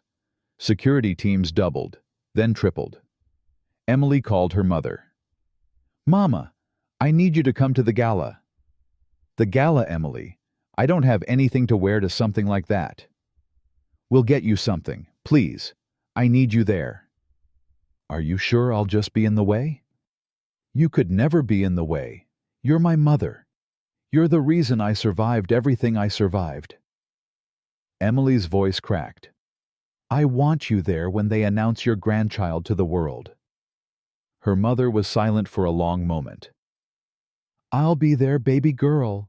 Wild horses couldn't keep me away. Sarah came over the day before the gala. Okay, show me the dress. Emily led her to the closet where the emerald gown hung.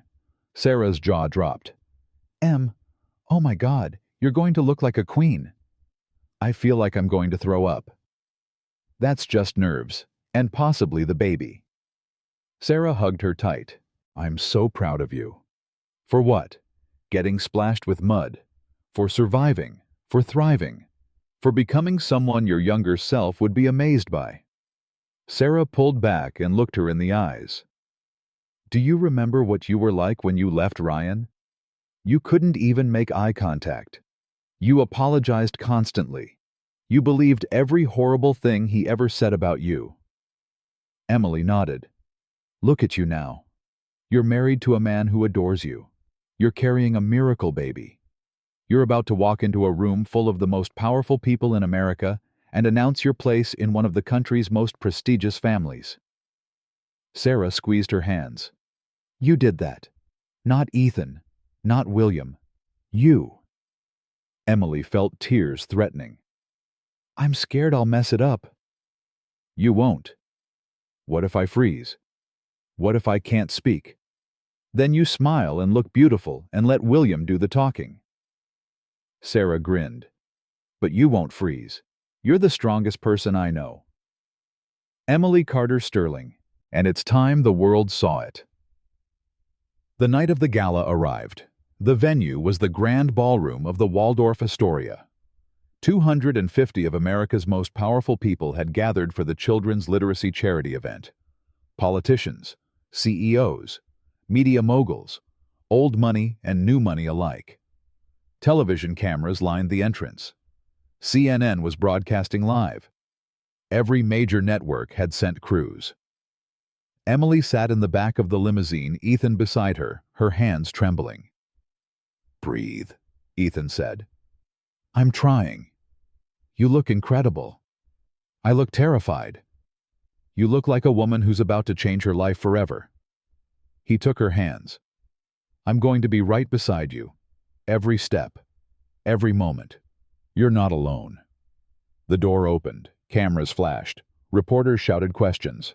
"Mrs. Sterling, Mrs. Sterling, how do you feel about Ryan Mitchell? Is it true you were once married to him? What's your response to his claims that you were unfaithful?" Ethan guided Emily past the press line, his arm firm around her waist, shielding her from the chaos.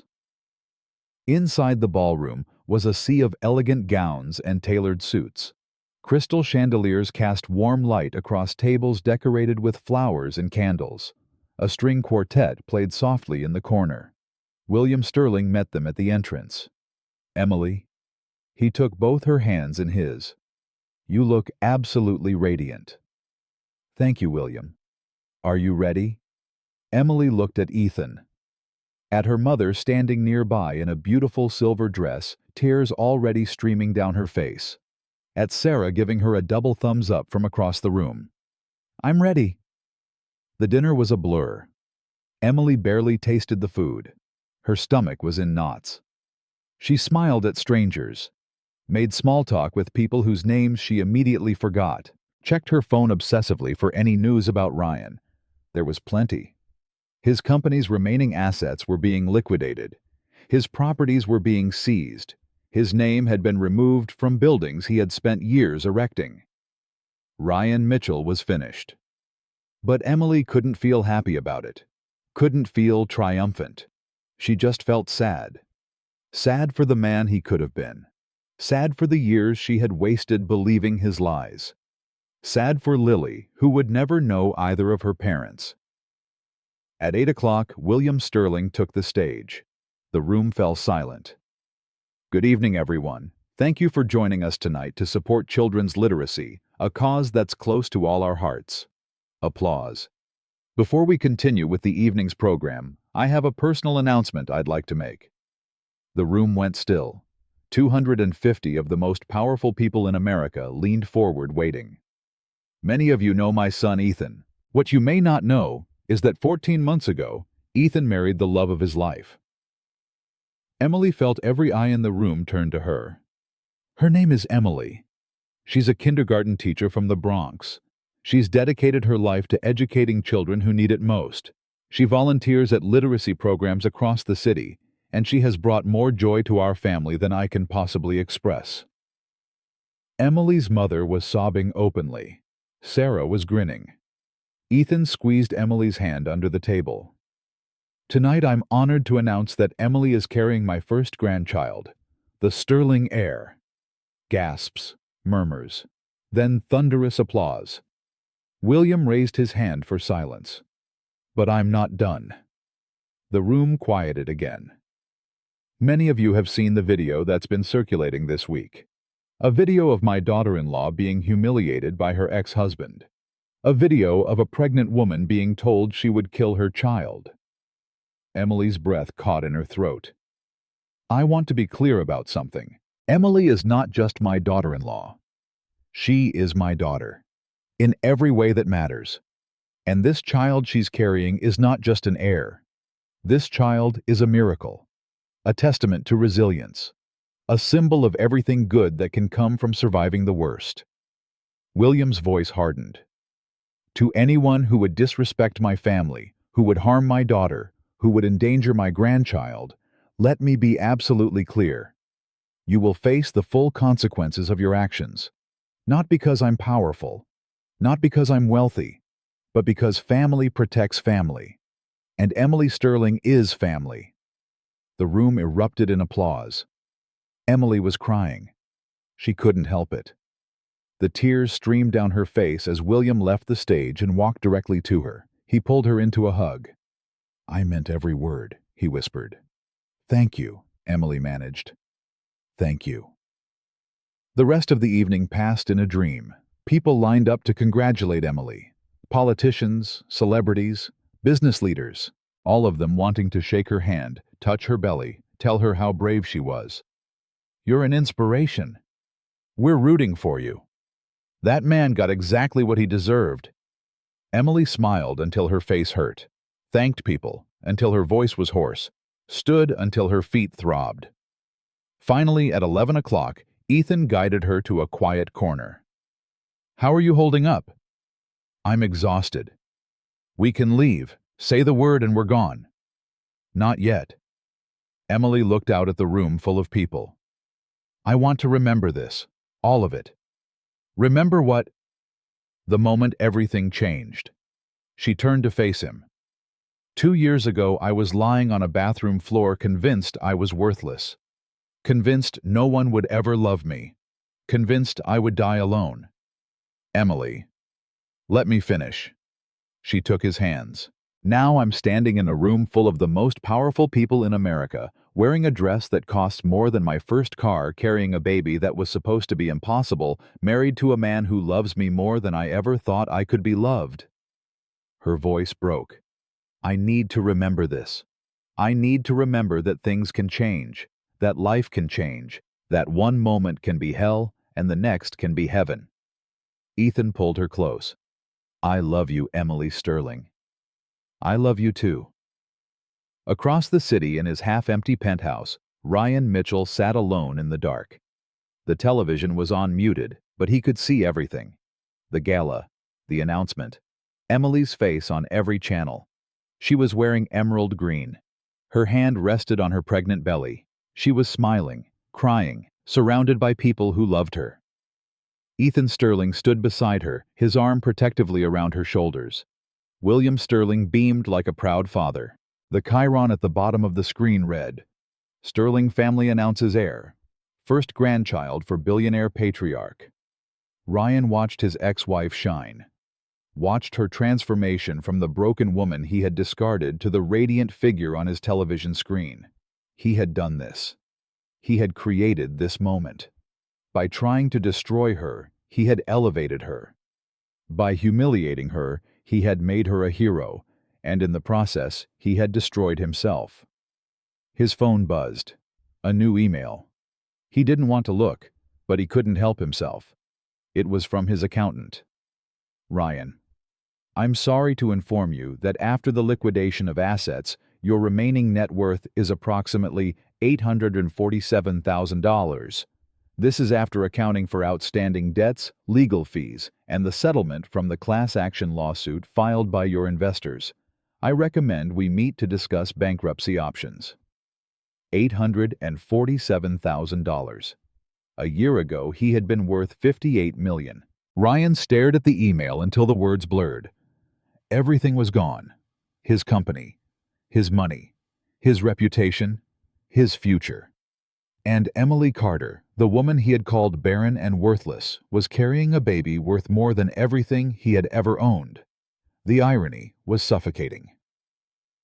Ryan picked up the bottle of whiskey beside him and took a long drink. On the television, the camera zoomed in on Emily's face. She was laughing at something Ethan had said. Her hand never left her belly. Her smile never wavered. She looked happy. She looked free. Ryan threw the bottle at the television. It shattered on impact, whiskey and glass exploding across the screen.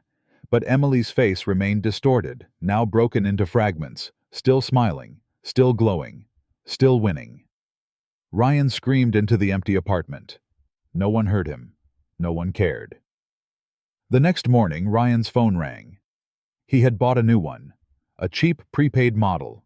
the only one he could afford. "Hello, Mr. Mitchell. This is Margaret Chen from the New York Post. I'm calling for comment on the Sterling announcement." "No comment. Is it true that you and Emily Sterling were married for 5 years?" "No comment. Is it true that you blamed her for the death of your child?" Ryan's hand tightened on the phone. "No comment. Mr. Mitchell, William Sterling made some very pointed remarks last night. Many people believe they were directed at you. Do you have any response?" "I said no comment." He hung up. The phone rang again immediately.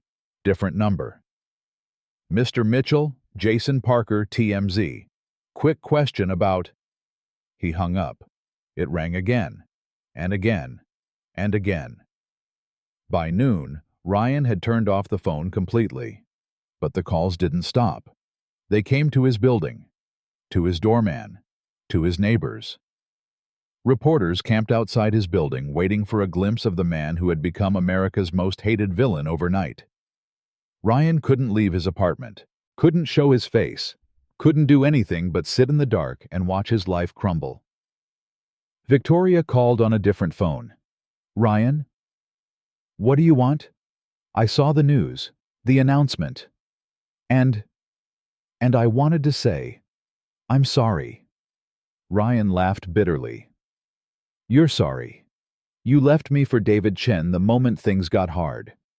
I know, and I'm not proud of it." Victoria paused. "But Ryan, what you did to Emily, what you said to her, that was wrong. Since when do you care about Emily?" "I don't, but I care about right and wrong, and what you did was wrong." Another pause. "You need help, Ryan. Professional help. The anger, the cruelty, the need to hurt people, that's not normal." "I don't need help. I need money and connections and everything I lost because of that woman." "You didn't lose anything because of Emily.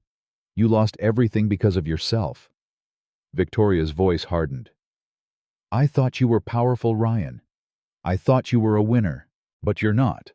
You're just a bully who finally met someone he couldn't push around." The line went dead. Ryan sat in silence, the words echoing in his head. Just a bully who finally met someone he couldn't push around. Was that all he was? All he had ever been? He thought about his father. A hard man. A cruel man. A man who believed weakness was the ultimate sin. "Never apologize," his father used to say. "Never show weakness. Crush your enemies before they crush you." Ryan had lived by those words his entire life. And where had it gotten him? Alone. Broke. Despised. While Emily Carter, the weakest woman he had ever known, stood triumphant. Maybe his father was wrong. Maybe weakness wasn't the sin. Maybe cruelty was. But it was too late now. Too late for reflection. Too late for redemption. Too late for anything but regret. Ryan Mitchell had made his choices. And now he had to live with them. A week later, Emily had her 6-month checkup. The doctor smiled at the ultrasound screen. "Everything looks perfect. Strong heartbeat. Good position. You're doing great, Mom." Emily stared at her baby's face on the monitor. "Is it really okay? After everything that happened?" "After everything that happened, this baby is thriving." The doctor patted her hand. "Whatever stress you experienced, it didn't affect the pregnancy. Your body is doing exactly what it's supposed to do." Emily felt tears of relief streaming down her face. "Thank you. Thank you so much." Ethan was waiting in the hallway when she came out. "Well?" "Perfect." Emily threw her arms around him. "The baby's perfect. Everything's perfect." Ethan lifted her off her feet and spun her around. I told you everything would be okay." "You did." "Do I get credit for being right? Don't push it." They walked out of the hospital hand in hand, security trailing at a discreet distance. Emily looked up at the sky, blue and clear and full of possibility. "It's really over, isn't it?" she said. "What's over?" "Everything. Ryan, the fear, the pain." She squeezed Ethan's hand. "It's all finally over." "It's been over since the day you left him. You just didn't know it yet." Emily stopped walking, turned to face her husband. "I love you, Ethan Sterling." "I love you too, Emily Sterling." "Thank you for saving me." Ethan shook his head. "I didn't save you. You saved yourself." He cupped her face in his hands. "I just had the privilege of watching it happen." Emily kissed him. Right there on the sidewalk, in front of the security team and the passing strangers and the whole world. She didn't care who was watching. She wasn't hiding anymore. 3 months passed like a dream Emily never wanted to wake from. Her belly grew rounder. The baby kicked stronger. Every morning she woke up in Ethan's arms and had to remind herself that this was real, that she was safe, that she was loved. The media attention had died down. Ryan Mitchell's name had faded from the headlines, replaced by newer scandals and fresher outrages. America had a short memory for villains. But Emily hadn't forgotten. She thought about Ryan sometimes. Late at night when the baby was restless and sleep wouldn't come. She thought about the man she had married. The man who had destroyed her. The man who was now living in a one-bedroom apartment in New Jersey, working a consulting job that paid less than her teaching salary. She didn't feel triumphant. She felt sad. "You're too kind," Sarah told her during one of their weekly lunches. "After everything he did, you still feel sorry for him." "I don't feel sorry for him exactly. I just—" Emily struggled to find the words. "I wonder what made him that way. What broke him so badly that he needed to break everyone around him? Some people are just born cruel." "I don't believe that. Nobody's born cruel. Cruelty is learned." "Maybe. But that doesn't excuse what he did." "No, it doesn't." Emily rubbed her belly absently. "I just hope he finds peace someday, for his own sake." Sarah shook her head. "You're a better person than I am, Emily Sterling." "I'm just tired of carrying anger. It's too heavy." At 8 months pregnant, Emily made a decision that surprised everyone. "I want to go back to teaching." Ethan looked up from his breakfast. "Now you're about to give birth." "Not now. After. When the baby's a few months old." "Emily, you don't have to work. We have more money than we could spend in 10 lifetimes." "I know I don't have to. I want to." She sat down across from him. "Those kids need me, Ethan, and I need them. Teaching isn't just a job for me, it's who I am." Ethan studied her face for a long moment. "You've thought about this." "I've thought about nothing else." "What about the baby?" "We'll figure it out. Nannies, flexible schedules, whatever it takes." Emily took his hand. "I don't want to be a society wife who lunches in shops and attends galas. I want to matter. I want to make a difference." Ethan smiled. "Have I told you lately how much I love you? You could stand to mention it more often." He stood up, walked around the table, and kissed her deeply. "I love you, Emily Sterling, and I love that you want to keep teaching. But can we at least wait until after the baby comes to figure out the details?" "Deal." William Sterling was equally supportive when Emily told him her plans. "A Sterling who teaches kindergarten. I love it." "You don't think it's beneath the family image?" "Beneath it." William laughed. "Emily, do you know how many wealthy families produce nothing but entitled brats who've never worked a day in their lives? You're going to teach our grandchild that work matters, that service matters, that privilege should be used to help others, not just to accumulate more privilege." "I was worried you'd be disappointed." "I could never be disappointed in you." William's voice softened. "You've brought life back into this family, Emily. Not just the baby, you. Your kindness, your strength, your refusal to let money change who you are." Emily hugged him. "Thank you, Dad." It was the first time she had called him that. William's eyes glistened. "You're welcome, sweetheart." The due date approached like a freight train. Emily's bag was packed. The nursery was ready. The hospital was on speed dial. Everything was perfect. Too perfect. Emily couldn't shake the feeling that something would go wrong, that life couldn't possibly be this good, that the other shoe would drop at any moment. "You're spiraling," her therapist said during their final session before the birth. "I know." "What are you afraid of?" "Losing the baby, like I lost Lily." "Emily, your doctors have said everything is fine. The baby is healthy. You're healthy. There's no medical reason to expect anything but a normal delivery." I know all of that. But the fear doesn't listen to logic." "No, it doesn't." Her therapist leaned forward. "Fear is a survival mechanism. It kept you alive during your marriage to Ryan. It helped you recognize danger and protect yourself. But now that danger is gone, the fear doesn't know how to turn off." "So how do I turn it off?" "You don't. You acknowledge it. You thank it for trying to protect you. And then you choose to act anyway." She smiled. "You've been doing that your whole life, Emily. You just don't give yourself credit for it." "I don't feel brave." "Brave people never do.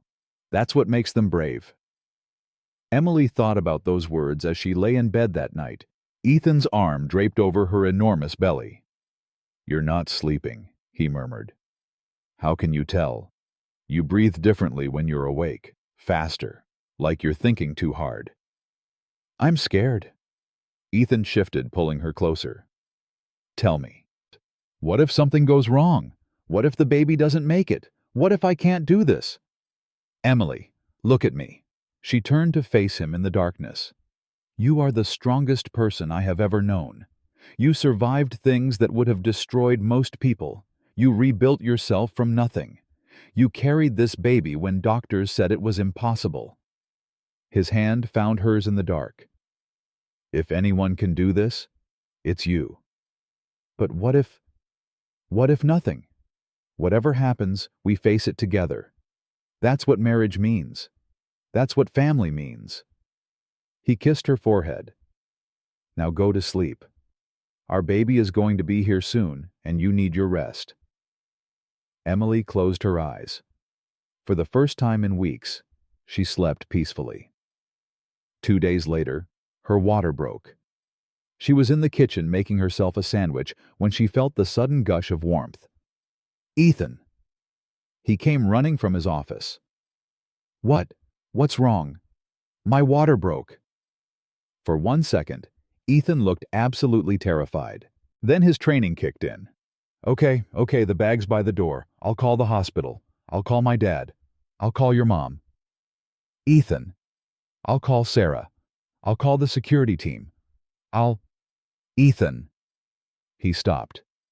"Breathe." He took a deep breath. "Right. Breathing. Good advice." He grabbed her hand. "Let's go have a baby." The drive to the hospital was a blur. Contractions had started mild at first, then increasingly intense. Emily gripped Ethan's hand so tightly she was sure she would break his fingers. "You're doing great," he kept saying. "You're doing amazing.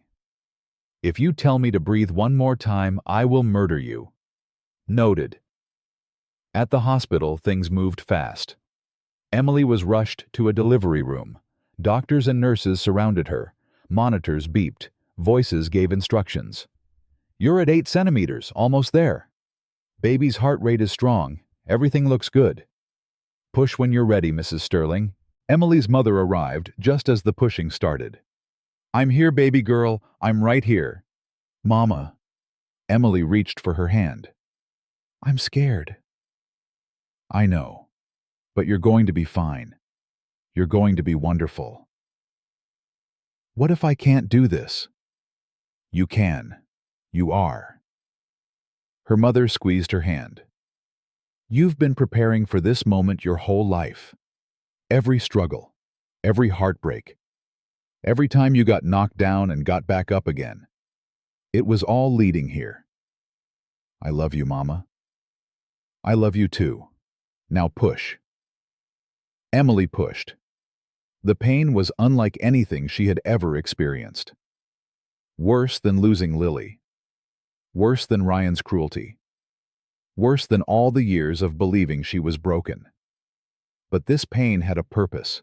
This pain was creating life. I can see the head, the doctor announced.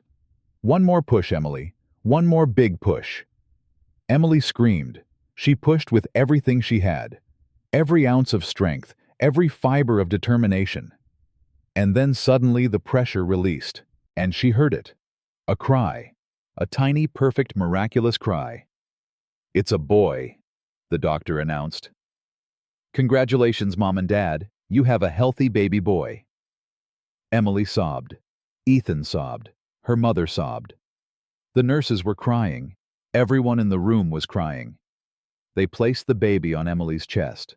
Warm, wriggling, alive. Emily looked down at her son's face, red and scrunched and absolutely beautiful. Hello, she whispered. Hello, little one. I'm your mommy. The baby's eyes opened, just for a moment, just long enough to look at her, and Emily felt her heart crack open in a way she hadn't known was possible. This was love, real love, the kind of love that changes everything, the kind of love worth surviving for. He's perfect, Ethan breathed. Emily, he's absolutely perfect. I know. What should we name him? Emily had thought about this for months. She and Ethan had debated dozens of names, traditional names, modern names, family names. But in this moment, holding her miracle baby, there was only one name that felt right. James, she said. James William Sterling.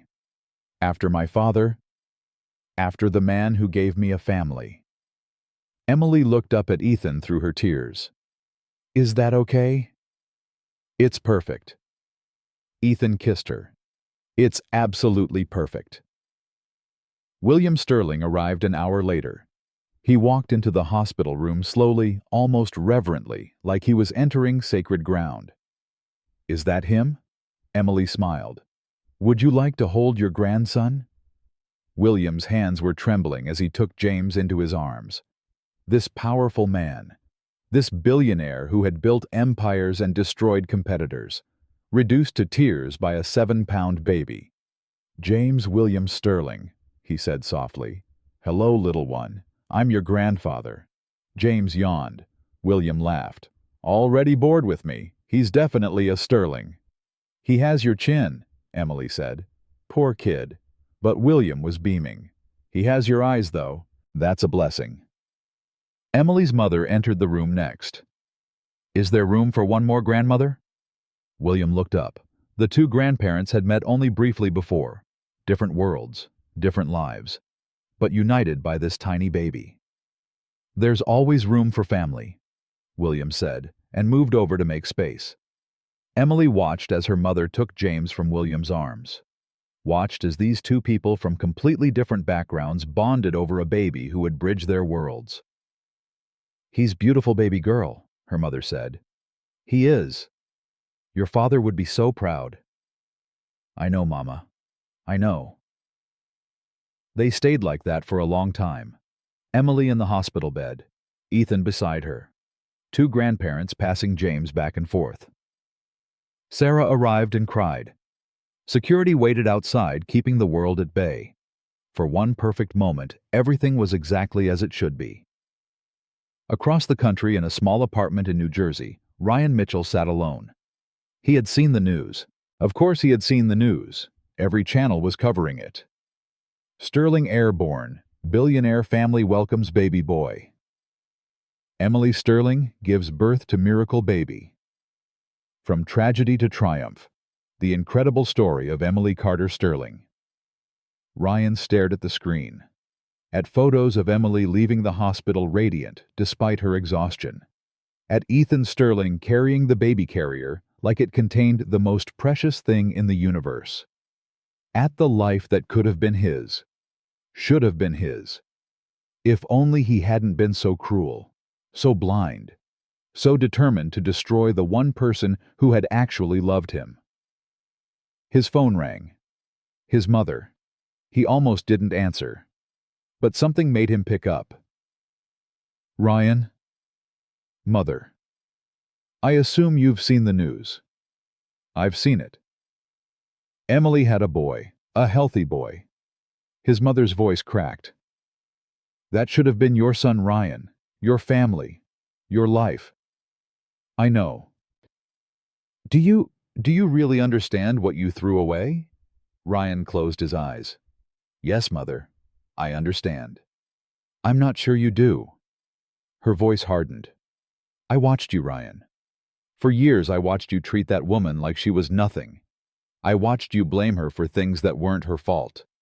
I watched you break her down piece by piece until there was nothing left. I know what I did. And I said nothing. I did nothing. Because I thought it wasn't my place. Because I believed your father when he said that's just how marriages work. She paused. Your father was wrong, and so was I. What do you want me to say? I want you to say you're sorry. Not to me, to yourself. To whoever you might become if you ever find the courage to change. Ryan was quiet for a long moment. I don't know how to change. Then learn. Get help. Go to therapy. Do whatever it takes. His mother's voice softened. You're not a lost cause, Ryan. You're my son. I have to believe that somewhere inside you, there's still a good person trying to get out.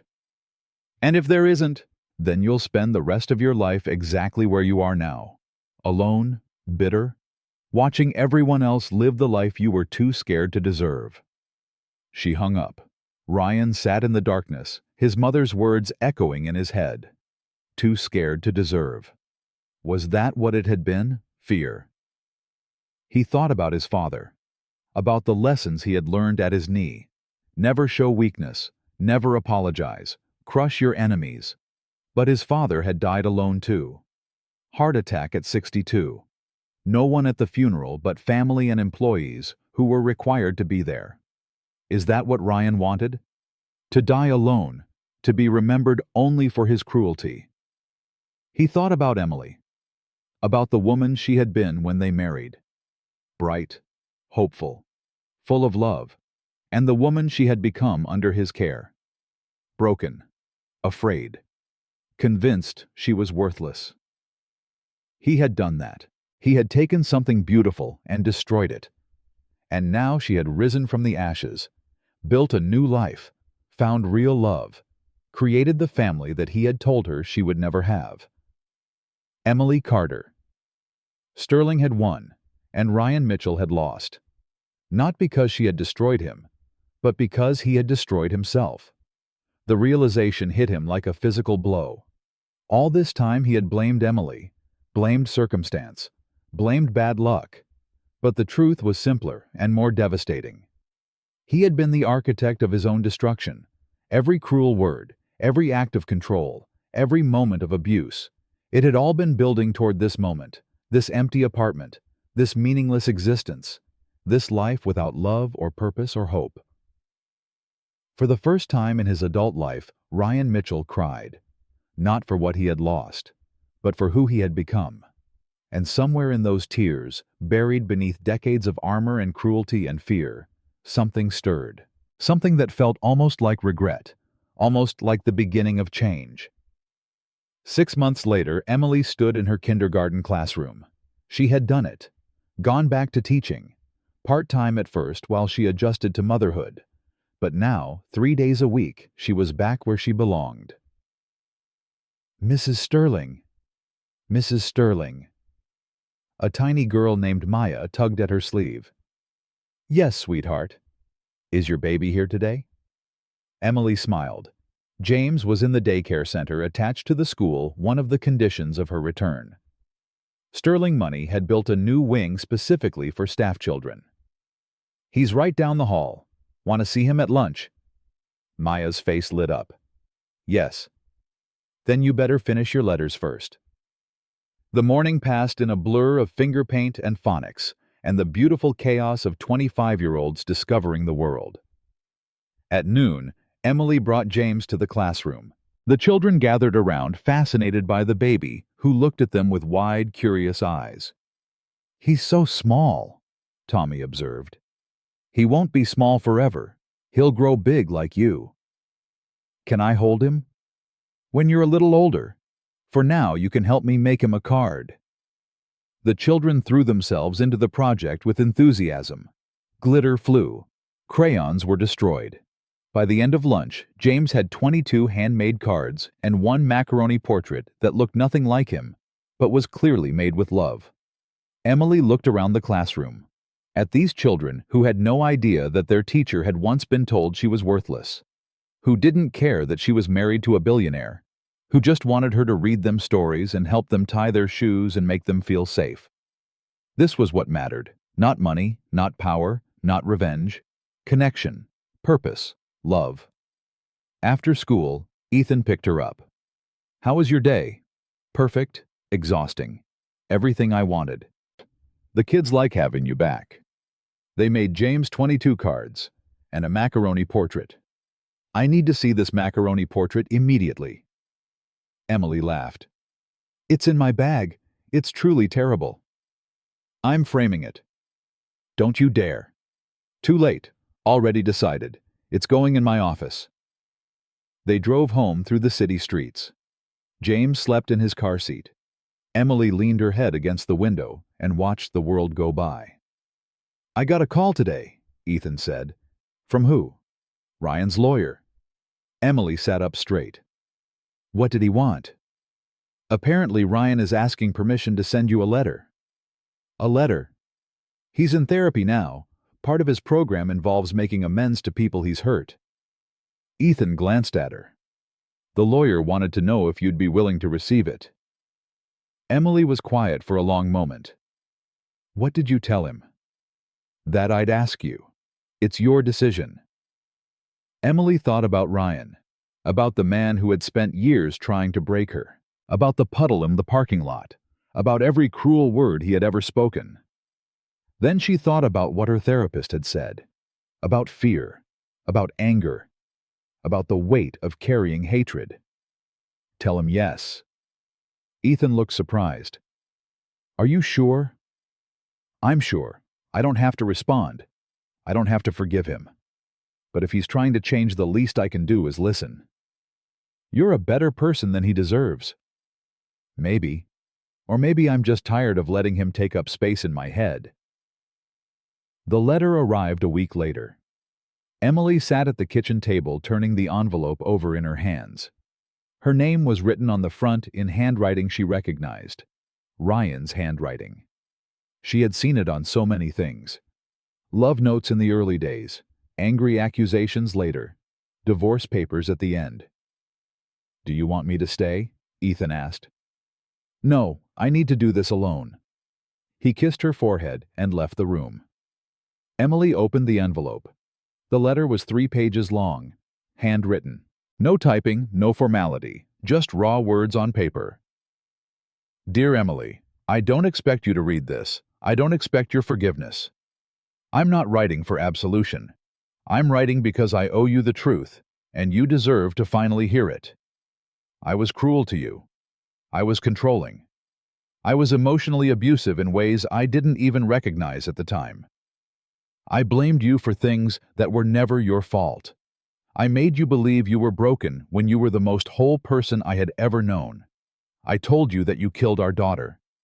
That was a lie. A horrible, unforgivable lie that I told because I couldn't face my own grief, my own guilt, my own failure as a husband and a father. Lily's death was not your fault. It was no one's fault. But I needed someone to blame, and you were the easiest target because you loved me enough to believe anything I said. I cheated on you. Not because you weren't enough, but because I was empty inside, and I thought other women could fill that emptiness. They couldn't. Nothing could, because the emptiness wasn't about you or them. It was about me. I destroyed our marriage. I destroyed your self-esteem. I destroyed years of your life that you can never get back. And when I saw you in that parking lot pregnant and happy, I couldn't stand it. I couldn't stand that you had healed, that you had moved on, that you had become everything I told you that you couldn't be. So I tried to hurt you one more time, to prove that I still had power over you, to prove that some part of you was still the broken woman I had created. But you're not broken, Emily. You never were. I was the broken one. I just didn't have the courage to admit it. I'm in therapy now, 3 times a week. I'm learning about the patterns I inherited from my father, about the fear that drives my cruelty, about the man I could become if I ever find the strength to change. I don't know if I'll succeed. I don't know if I deserve to succeed. But I'm trying. For the first time in my life, I'm actually trying. I saw the photos of your son. He's beautiful. You're beautiful. The life you've built is beautiful. And you deserve every moment of it. I'm sorry, Emily. Those words aren't enough. Nothing I say could ever be enough. But I needed you to know that I finally understand what I did, that the monster in that parking lot was me. I hope you never think about me again. I hope I become nothing more than a distant bad memory that fades more every year. I hope your son never knows my name. But if you ever do think about me, I hope you think he's trying to be better. He's trying to deserve the life he never appreciated. Thank you for reading this. Thank you for everything you taught me, even though I was too stubborn to learn it while we were together. Be happy, Emily. You've earned it. Ryan. Emily put down the letter. She wasn't crying. She wasn't angry. She wasn't sad. She felt something she hadn't expected. Closure. Not forgiveness. Not yet. Maybe not ever. But closure. The final chapter of a story that had haunted her for years. Ryan Mitchell wasn't her villain anymore. He was just a broken man trying to put himself back together. Just like she had been. Ethan came back into the room. How are you? I'm okay. Emily folded the letter carefully. I think I'm actually okay. What did he say? That he's sorry, that he knows what he did, that he's trying to change. Do you believe him? Emily thought about it. I think I believe he's trying. Whether he'll succeed. She shrugged. That's not my problem anymore. What do you want to do with the letter? Emily stood up, walked to the fireplace, looked at the flames dancing behind the glass. Then she set the letter on the mantel instead. I'll keep it, not to remember the pain, but to remember how far I've come. Ethan wrapped his arms around her from behind. I'm proud of you. For what? For everything. For surviving. For healing. For becoming the woman you were always meant to be. Emily leaned back into his embrace. I couldn't have done it without you. Yes, you could have. You just would have taken longer. She laughed. Maybe. From the baby monitor on the counter, James's cry interrupted the moment. I'll get him, Ethan said. No, let me. Emily kissed his cheek. I need to hold my miracle baby. She climbed the stairs to the nursery, lifted James from his crib, felt his warm weight against her chest. Hey, little one, did you have a good nap? James gurgled in response. Emily walked to the window, looked out at the world, at the city stretching toward the horizon, at the life she had built from the ashes of the one Ryan had burned down. She thought about Lily, about the daughter she had lost, about the grief that would never fully heal but had transformed into something bearable, something that made her treasure every moment with James even more.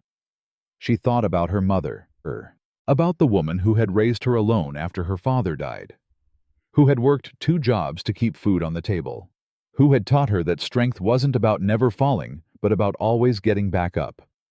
She thought about Ethan, about the man who had seen her at her worst and loved her anyway, who had given her a family when she thought she would never have one, who had shown her what real love looked like.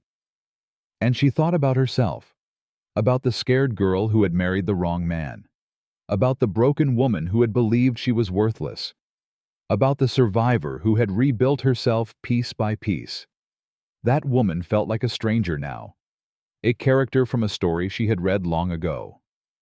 Emily Carter Sterling was someone new, someone stronger, someone who knew her worth and refused to let anyone diminish it ever again. "You know what, little one?" she whispered to James. "Your mommy used to think she was broken. She used to believe she would never be happy. She used to let other people tell her who she was and what she deserved." James looked up at her with wide eyes. But she was wrong. And anyone who tells you that you're not enough, they're wrong too. She kissed his forehead. "You can be anything you want to be. You can survive anything life throws at you. And no matter what happens, no matter how hard it gets, you will always, always be loved." James smiled, his first real smile, like he understood every word. Emily held her son close and watched the sun set over the city.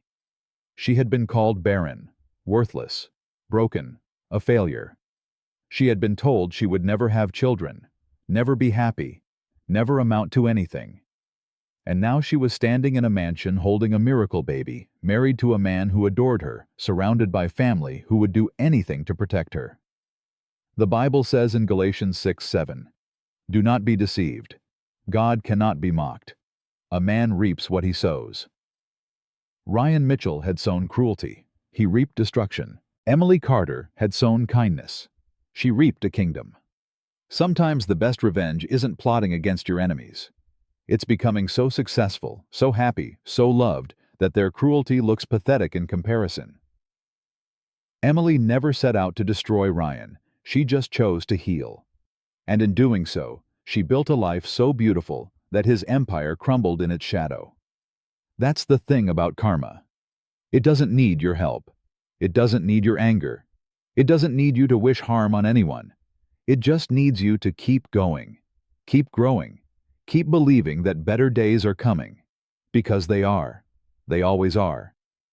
If this story touched your heart, please subscribe to our channel and share it with someone who needs to remember that broken things can heal. That the darkest nights lead to the brightest mornings. That sometimes the best revenge is simply living well. Comment below where you're watching from. And remember, your past does not define your future. Your pain does not determine your worth. And no matter what anyone has told you, you deserve to be happy. God bless you.